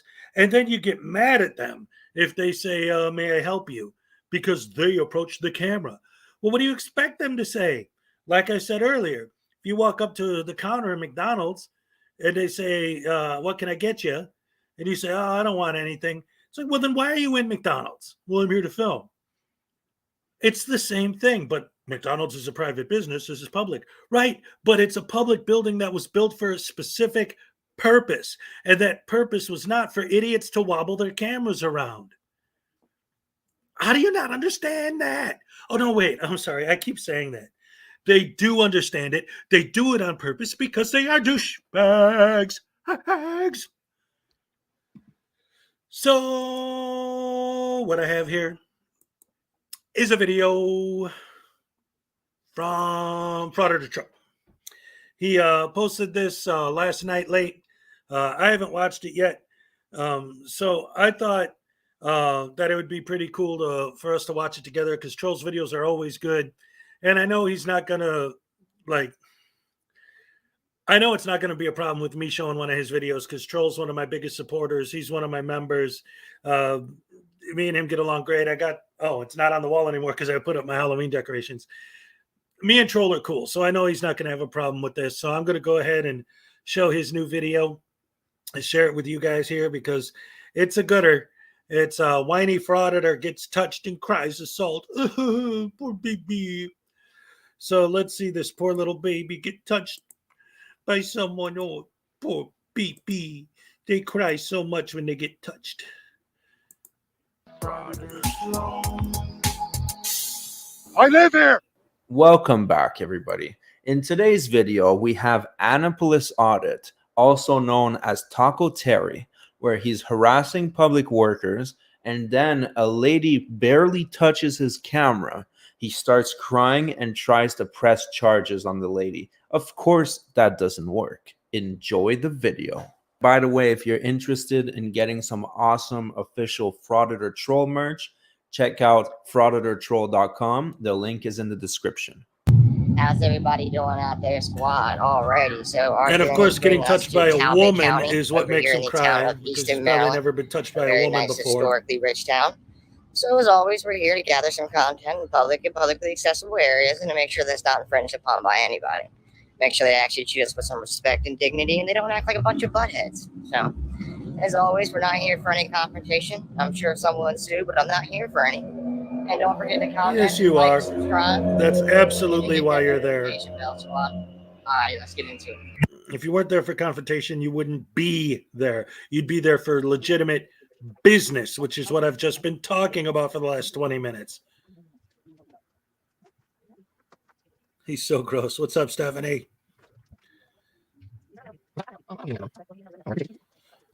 Man, y'all need to stop talking about tacos, man. I haven't had a good talk. Okay, hold on a second. I'm going to pause this real quick because I have got to address this because this is important. So,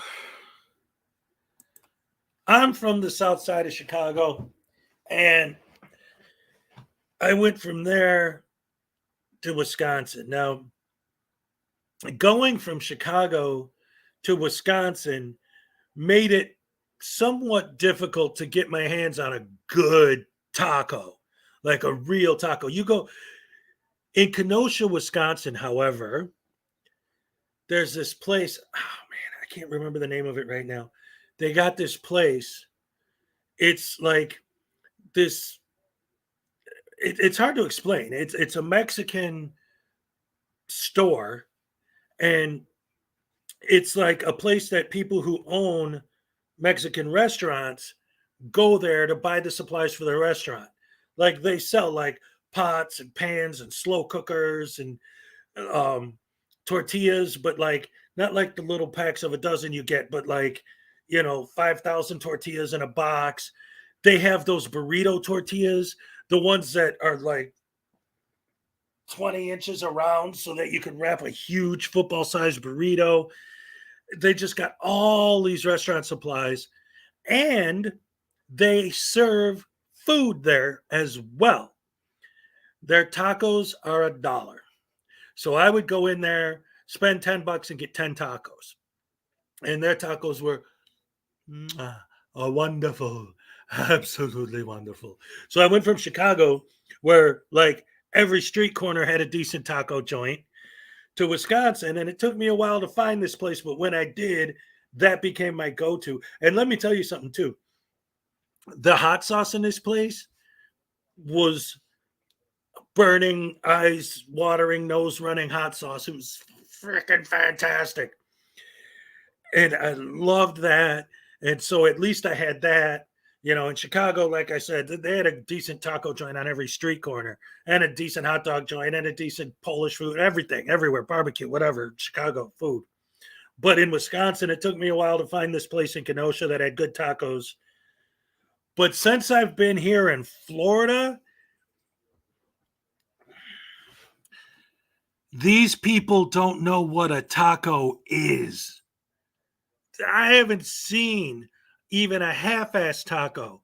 Even in the Mexican joints, the ones that do have okay, not good, okay tacos are charging like $5 a taco for one taco. $6 you get, okay, so for $6 it's like a 2 taco deal, so $3 per taco. But I'm used to paying 99 cents per taco in Kenosha for good, great, awesome, fantastic tacos. These places in Florida, man, where I'm at least, I haven't found a decent taco since I've been down here. I think part of the problem is, and I'm saying cuisine wise, okay, not race wise, but I think part of the problem is because down here there's so much Cuban stuff going on that whenever they do their Spanish flair of cuisine, they're bringing more from Cuba than from Mexico. Because I mean, I don't know, but that's my theory as to why the tacos here, they're not right. There's something wrong with them. They're not right. Anyway, let's get back to the video.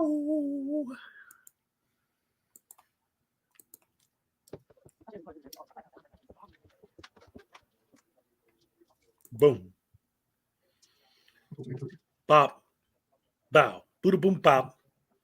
Pow. What? So Taco Terry over here wasn't able to get a confrontation at this building, so he decided to continue his journey and go harass more people until he's able to get that video. Because without a confrontational video, he knows his channel has nothing. What?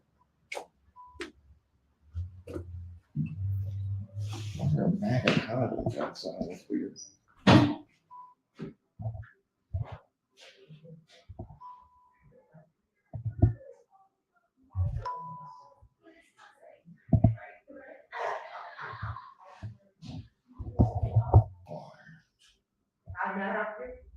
Not at the moment. Can I ask what you're doing?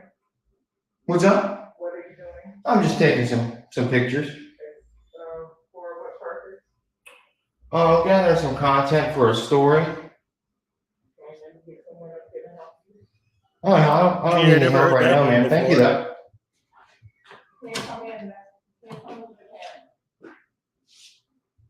Why not? The sign says that. There's some sort of law that goes with that sign? Yeah, of course. Yeah. I was asking, the sign, does that come with like a law with it, or? This is a public lobby right here, right? Yeah, but they're doing, confidential. In the public lobby? Yeah, they're doing that for a bunch of people. So how's it confidential if it's in the public lobby? Well, it's like, don't come down here and say something if you don't want to answer the question. All right. So Troll didn't mention this, so I will. These guys always talk about like the public lobbies this, the public lobbies that, and how could there possibly be any personal information in a public lobby, and why would you allow it, and this and that. So let's break that down logically. What she's talking about is when someone comes into the office to do business, legitimate business. I know you frauditors know nothing about legitimate business because you just go in there to film and don't have any business being there. When somebody walks into an office to engage in legitimate business, right? They might be talking to the person behind the window about their personal information. They might be talking to the person behind the window about things that they don't need to be recorded. The argument I've heard is that, well, you guys need to create privacy. So if someone comes in there and does that, why don't you take them in the back where they're in private and I can't record it? Okay, first of all, them asking you not to record is them creating privacy. Second, your supposed stated purpose is to fight for freedom and rights. So in your world that's more free, if you walk into an office to do business, you're forced to be pulled into the back to do your business so that it remains private from idiots with cameras.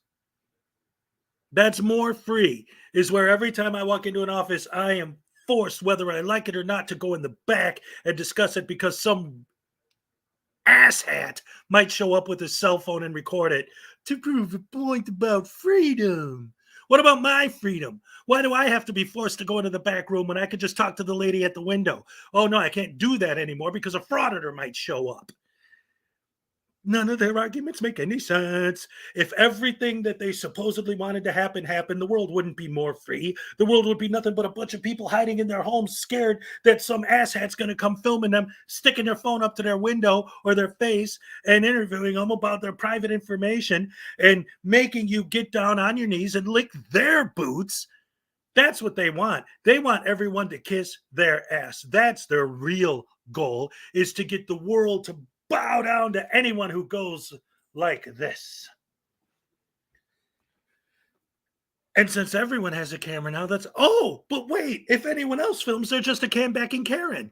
So it isn't even that they want it to be that everyone can film, even though, again, that's their argument. But then how come when everybody else films, they're just a stupid cam-backing Karen?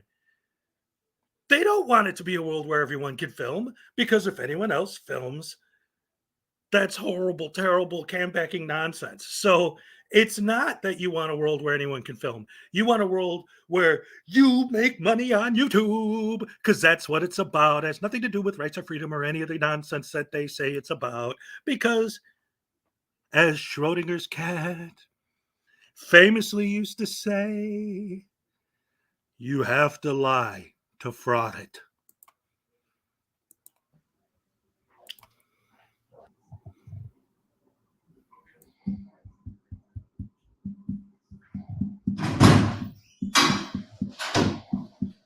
Hi, I'm Alexis Reuter, Deputy Health Officer. What's your name? Alexis Reuter. Hello, Alexis Schroeder. How you doing? How I talk to you? No, unfortunately. May I see a business card? I'm sorry? A business card For what? from you?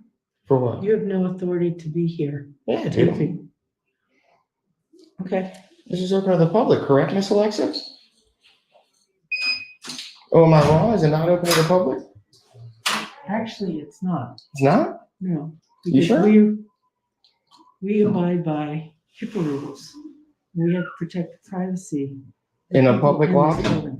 Yes, sir. Ma'am, if they're filling out private information in a public lobby, then you're already in violation of HIPAA violation or HIPAA regulations. Oh, yeah, because you're a HIPAA Oh, man, expert? that sucks. I'm sorry that happened. That sounds like a good movie. I'm gonna check that out. Thank you.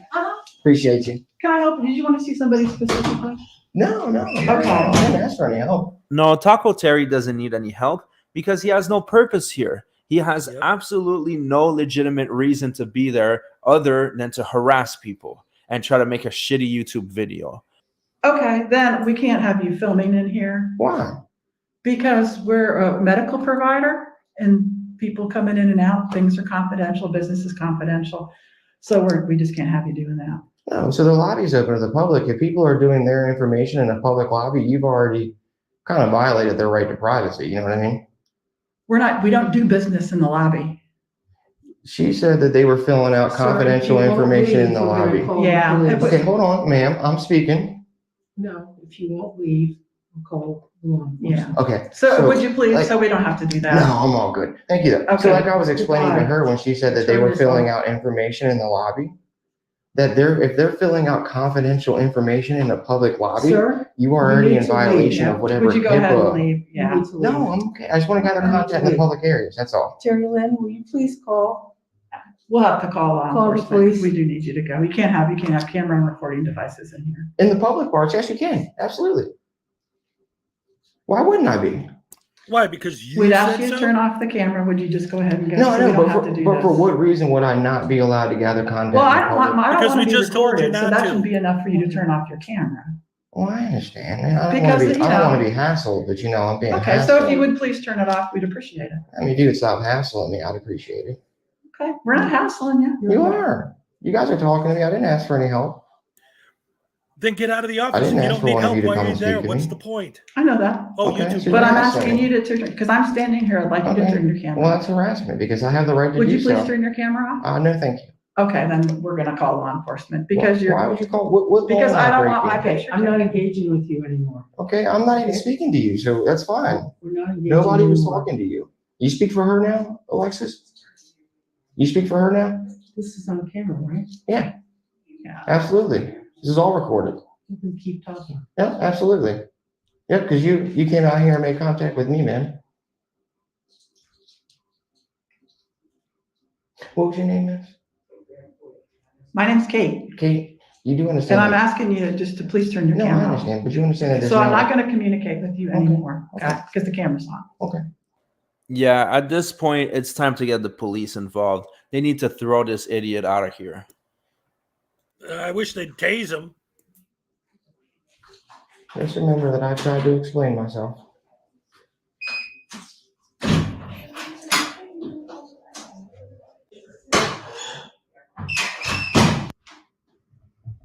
How many people need to talk on the phone to the police and explain something to them? Hey, you're doing almost a Hardy Houston Police background 513. Everything's being recorded. What's up? What's up? Everything's being recorded. My name is Officer Collins, Eastern Police. Everything's being recorded. ID number is 500. Cool. What's going on today, buddy? With me? Yes, sir. Oh, I'm just taking pictures in public, bro. Okay, that's cool. And you have the right to do that? Yep. Good. So you remember to take pictures in public, this is a public place, so I'm allowed to do so. The only problem is, the people from the health department want you to leave. I understand. And you explained to them Maryland 6-409, section B, correct? No, I just talked to somebody, I'm not sure. Okay. Can I talk to you? Yep, I'll be right back, boss. Gotcha. If you wanna come out here, that's fine too. Yeah, that's fine. Except the conversation that I want to have is private. Oh, okay. Oh, I'll let you talk to him all. No, Okay. Gotcha. Well, you probably shouldn't be out in public while having you it. can go back. Ma'am, in. don't Ma'am, touch don't touch me. Don't touch You me. just saw her touch me, correct?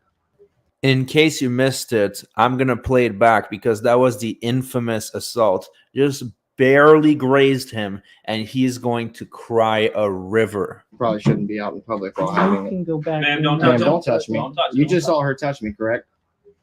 Sir, I want to press charges on her. She just unlawfully touched me. That's unwanted touching. She has no authority to do so, and you witnessed it. I don't want to hear this. I didn't witness it stuff. That's Okay. simple Yeah, battery, we'll sir. take care of it. That's Stay here, simple battery. I'm gonna talk to her, all That's right? fine. She has no right and no authority to put her hands on me and touch Sir, can me. you come out here and talk to me, please? I'm all good. I want to woman make sure that touched gets me. handled Oh, because she's not allowed to put her hands on me. I'm gonna need your ID. What's up? I'm gonna need your ID. Yeah, we'll take care of that. When you guys press the charges, I'll identify myself. See, it doesn't have that. It does. It does. First off, you witnessed it, sir. But I need to know who she violated too. That's fine. Okay. You saw me get violated. Yes, I did. You witnessed the So I crime. need your So information. when you bring up the charges and you file the charging documents, I will identify myself and come to court for it. Oh, man. Okay, wait, real quick. I want to talk about something. Hold on. Let me get it back on here. Let me rewind a second. Nabbit, come on. Where is it? Identify myself and come to court for it. Where is it? Come on, come on. Oh, man. Okay.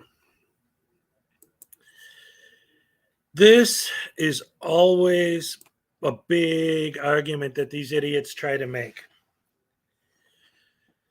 Do you really believe that if you gently touched her on the shoulder, the cops would be tackling you down, beating you, and throwing you in jail?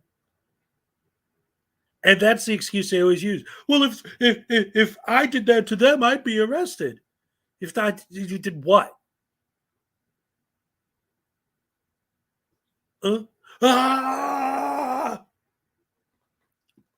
False narrative building once again. You have no idea what would happen because you're not the one who touched her, and she barely even grazed you. These guys are such snowflake, Karen, moronic, whiny baby idiots. Oh, they drive me nuts with this BS.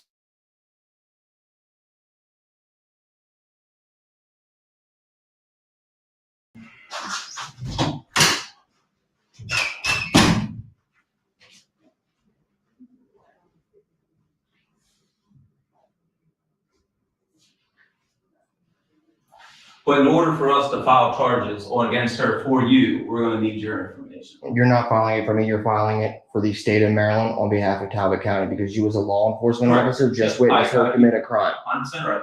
You're Yeah. absolutely right. Yeah. She barely touched you, and you came onto her place of business to stick a camera in people's faces and try to harass people. So yeah, if she slightly touched you, tough luck. So let's say she was out here in this parking lot and she threw a brick at one of these cars and smashed the window for destruction of property. Yeah. Just because someone's not out there next to their car at the time to give you their ID, does that mean she didn't commit a crime and you're not going to? Wait a second. I missed that earlier. So she does this. That's what she did. And he's comparing it to throwing bricks through windows. Talk about false equivalencies. That's my other big argument with these idiots. Is their false equivalencies. They're false narrative building and they're false equivalencies. Her very lightly tapping your shoulder is the same thing as smashing windows with bricks? Are you freaking nuts? Oh, wait, he's a frauditor. Of course he's freaking nuts, or at least stupid. Charge her? That's not true, because I'll Okay. be able to get the information from the Yeah. registration. So again, once you file the charging documents, I will give you my identification. That's fine. If you don't want to hand me your ID right now, that's fine. Yep. But in order for me to do it, I I understand. need to have Yep. your information. Yep. And I'm not trying to ask you for your ID for any No, reason I understand. other than that, besides the file for that. I got you. Don't worry. Okay? Like I will. I understand you're out here, you're exercising your rights. Yes, sir. And I'm here to help you do whatever it is you need to do. Thank you, Officer Collins. Okay. That's all. Do you work here? What's that? Do you work here? I don't like to answer too many personal questions. Okay.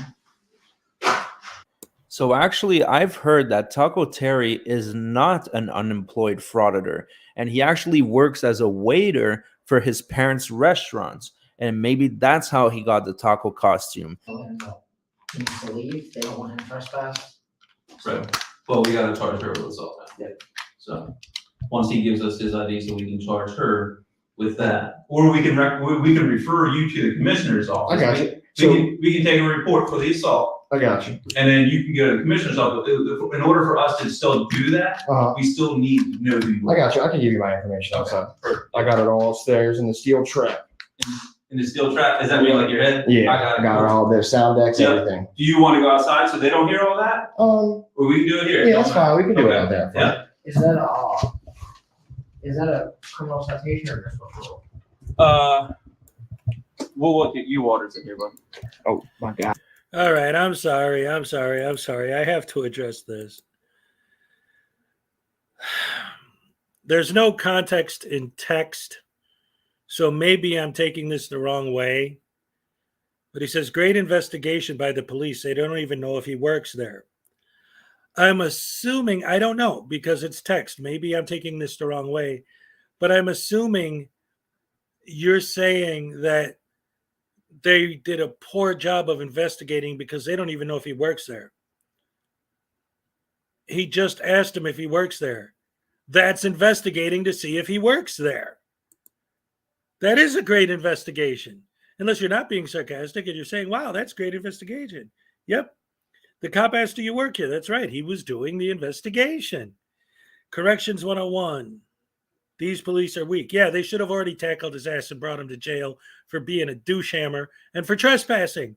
But no, instead, she touched me. I was touched by a woman.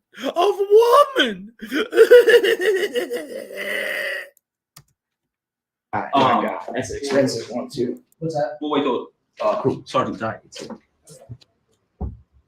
How you doing? Hi.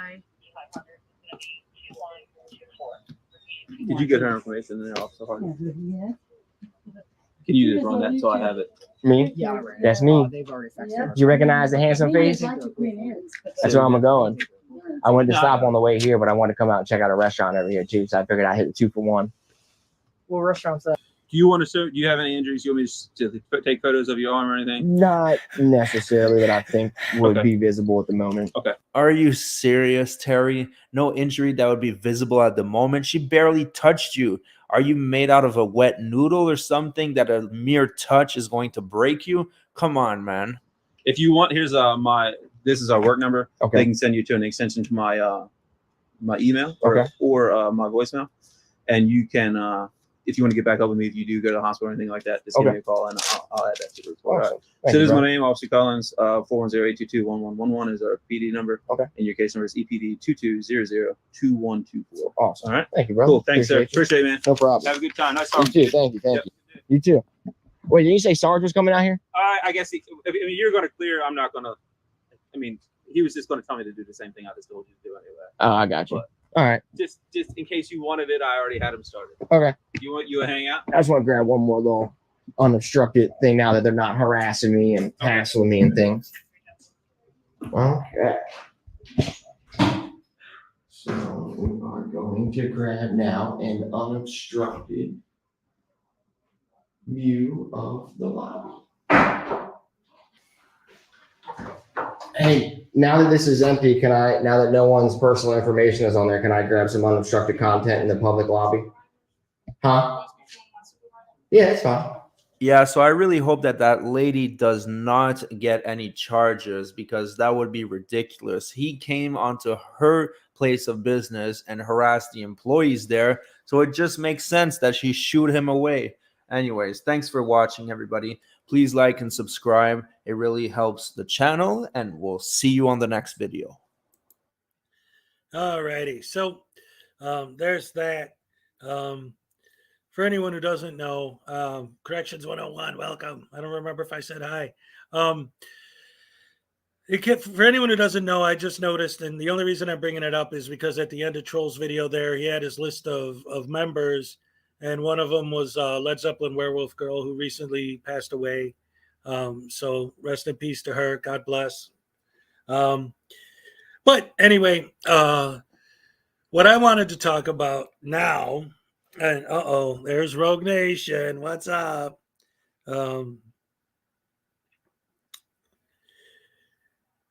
Here's what I was thinking. Now, first of all, I am not in any way advocating for or talking about actually doing this. I'm talking about it on a philosophical level, okay? The idea, because again, this is why I kept bringing up the Brooks trial, right? Because he's using the same philosophy, the same arguments that I always say, yeah, but what if it's a murder? What if it's this and that? If you're right and these laws work the way you think they do, then you should be able to get away with murder. And Daryl Brooks making the same arguments in court proves that that's not the way it works. You're wrong about the laws and the way they work. So again, what I'm about to say, I don't mean it literally. I don't advocate for this sort of thing, and I'm not recommending anyone do this. Just on a philosophical level, I think it would be great to find a moment to see if you could enter one of these guys' homes when the door's unlocked, so that you're not breaking and entering. You just walk in there. And when they say, hey, get out of my house, you say, but I'm filming, so I can be here because I'm filming and I have the First Amendment right to film.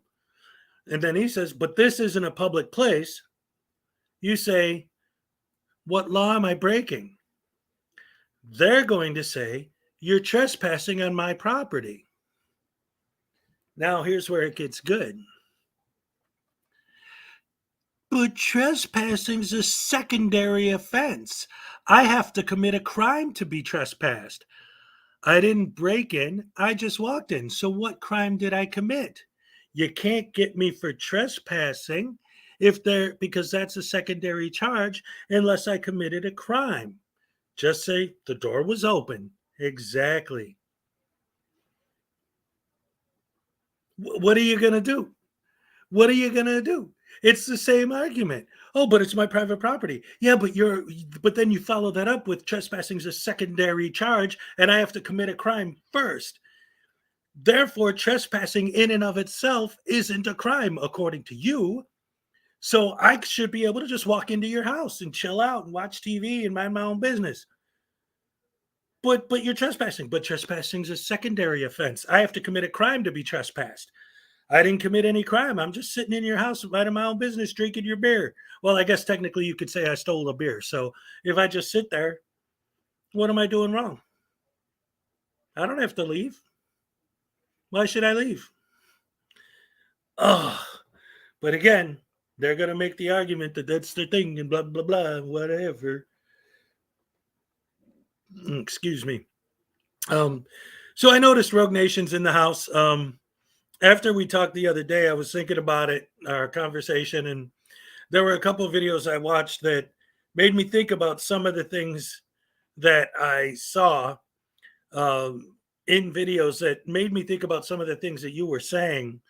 And I wanted to address those issues. And since you're here now, I'll address those issues now.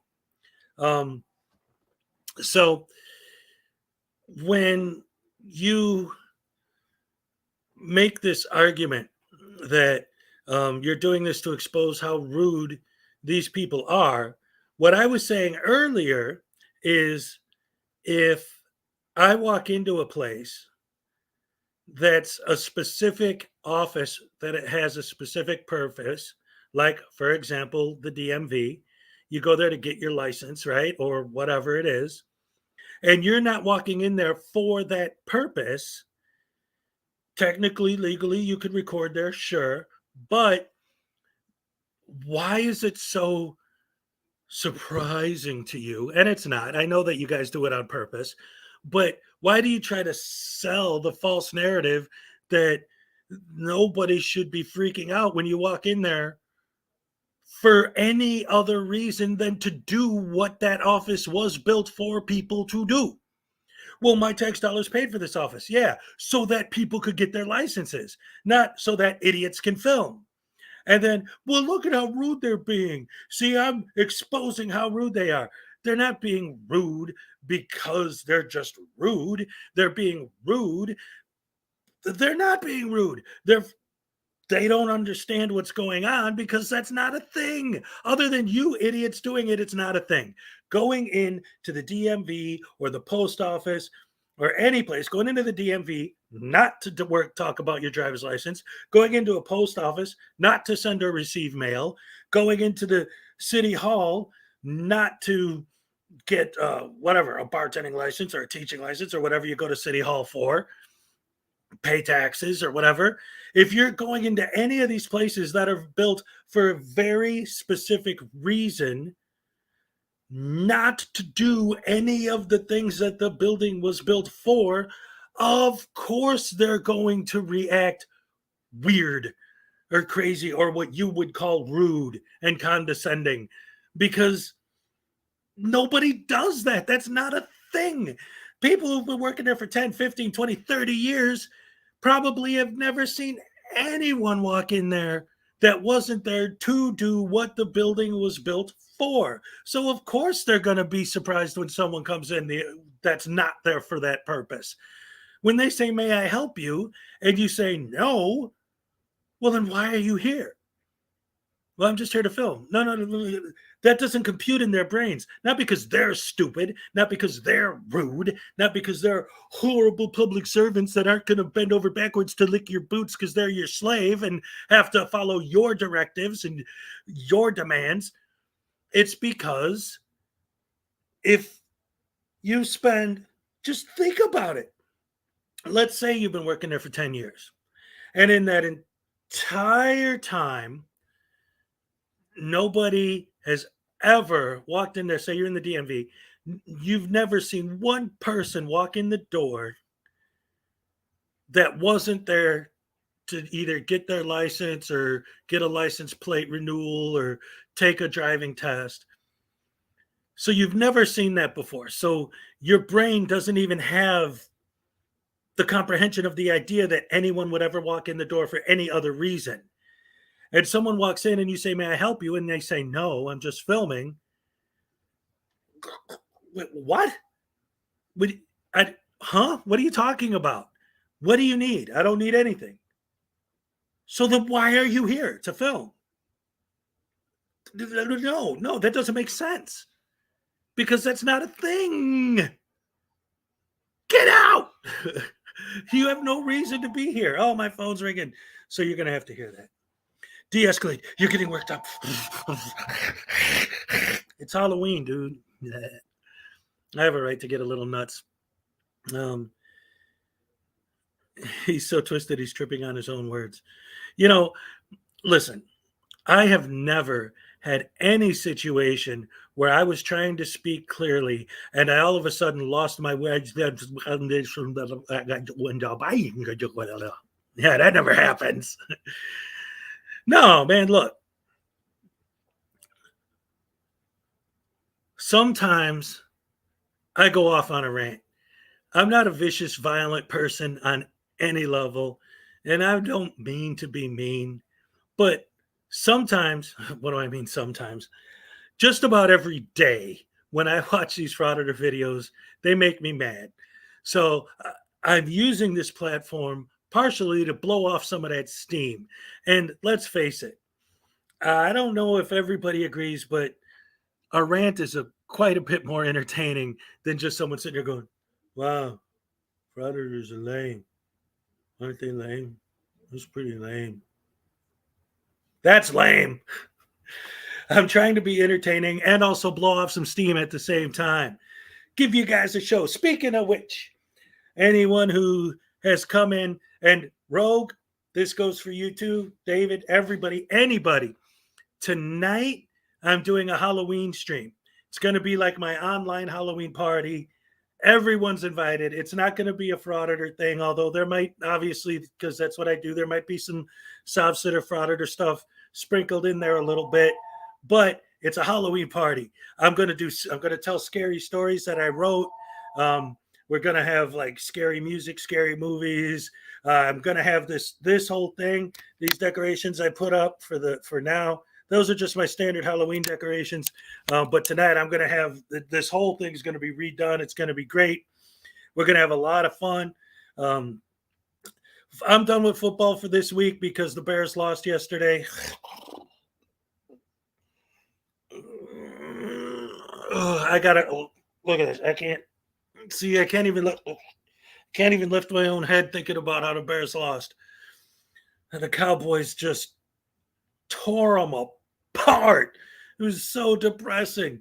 I was saying earlier, I never used Discord, but I even did use Discord to talk to Team Skeptic and tell him, dude, what are you doing? Your Cowboys are killing my Bears. But the Patriots won. Yeah, whatever. It's a free country. Yes, it is. Thank goodness. Which is why you idiots are allowed to be stupid and we smart people are allowed to talk about it. Yeah. So, yeah, just FYI, everybody, more than welcome to come and join me tonight for my Halloween stream. Again, it's just going to be all Halloween stuff. It's not, like I said, because this is what we talk about. I'm sure that the whole Frauditor thing and the Softset thing will probably come up at some point, but that's not the purpose of it. It's just to have an online Halloween party. We're going to do that tonight. I haven't finalized the start time yet. I definitely keep your eyes open because I will post I don't know what to call it. Like when you, like even like this, if you logged on this morning before I came on, you'd see my little thumbnail with the little thing advertising this stream. What I'm going to do is I'm going to try to set it up so that I'll actually have a little video that's like an intro video that you could watch before I go live. And that's kind of one of the reasons, honestly, why I haven't finalized the time yet, because it all depends how long it's going to take me to finalize and upload the intro video I'm working on. And then I also have to figure out how to do it. But the idea is that that'll be what you will see before I go live. Like if you click on the link showing I'm going to go live at whatever time, you'll see this little video will play. And then, it'll just take you to the waiting for Hezokuai or whatever it's going to be. We'll see. I have to finalize that stuff and set it up. But that's what it is. I understand it's frustrating not to get people to think the way you think. Here's the thing. And Rogue, I don't know if you address that towards me specifically, but I would hope not. And I would think that the fact that I had you up here last week is proof that I'm willing to sit and have the conversation.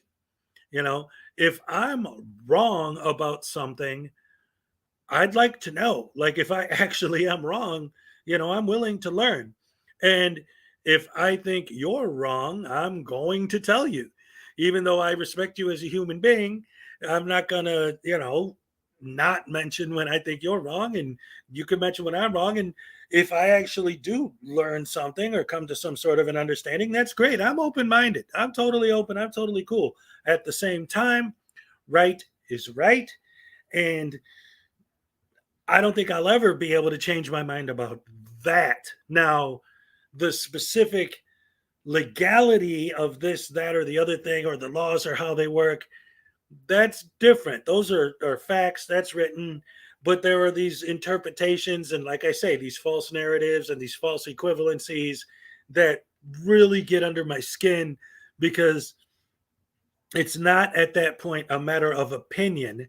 It's a matter of misstating facts, spreading misinformation through the internet, which is what creates idiots like Kim Blandino and Daryl Brooks and all these other people who actually believe this garbage.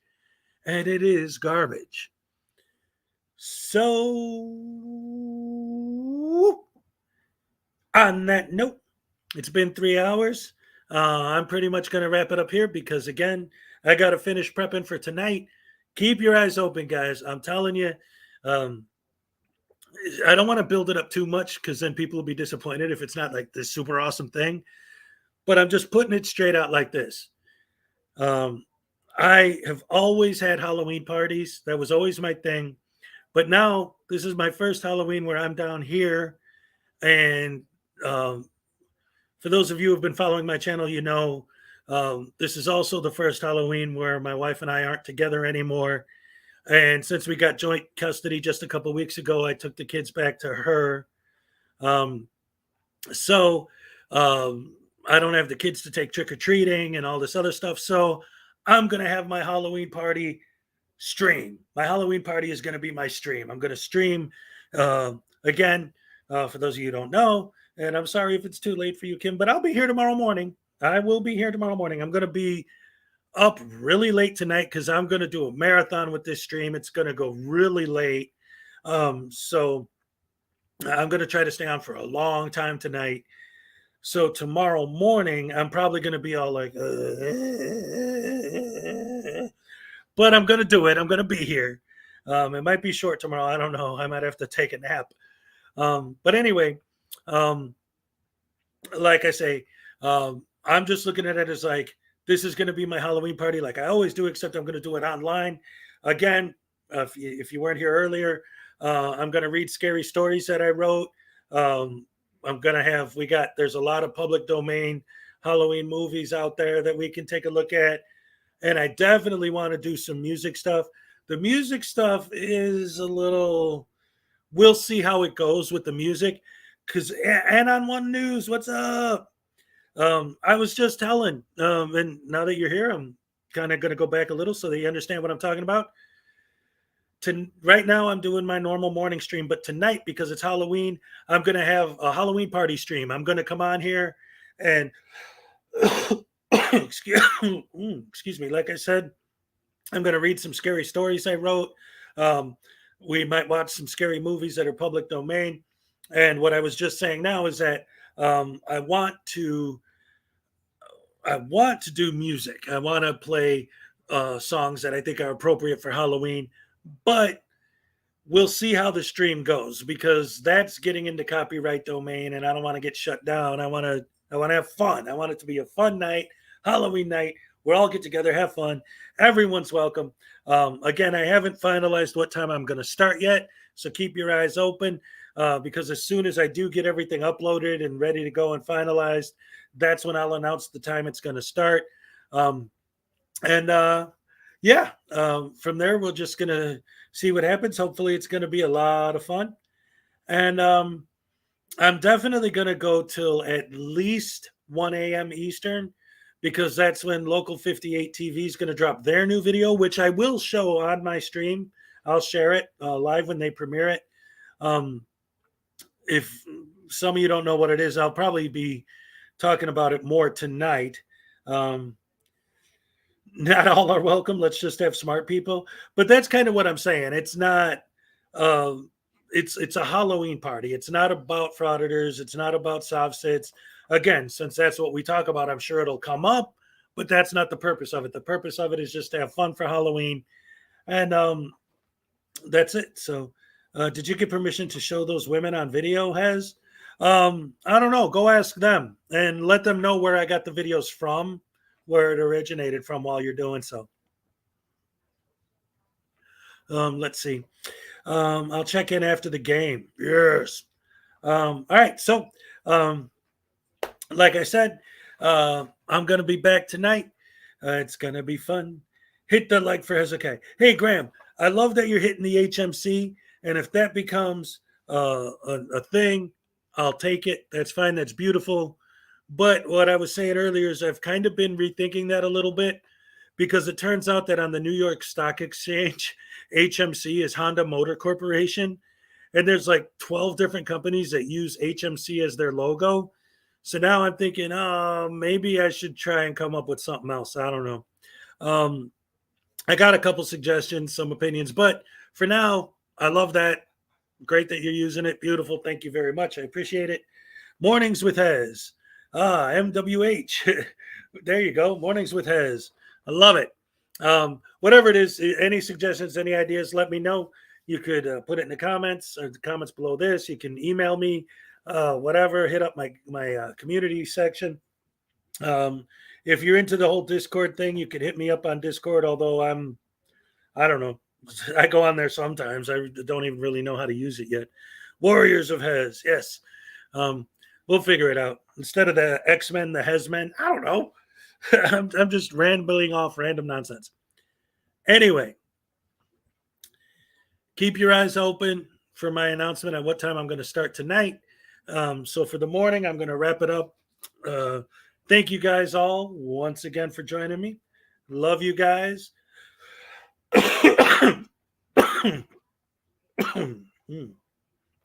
Coffee with Hez. Yeah, there you go. Speaking of which, after that cough, I need some. All right, let me test out my Chewbacca. All right, I'm good. So, Leland, I've seen your videos. Are you just talking about like your normal clothes, or are you dressed up for Halloween? Nah, I'm just kidding. Anyway, I like Hezokuai Warriors. All right. We'll see. We'll figure something out. It'll be good. We'll work together. And so, I should have dressed this dude up for Halloween, but I guess he's dressed up as Elvis, and that's his whole shtick, right?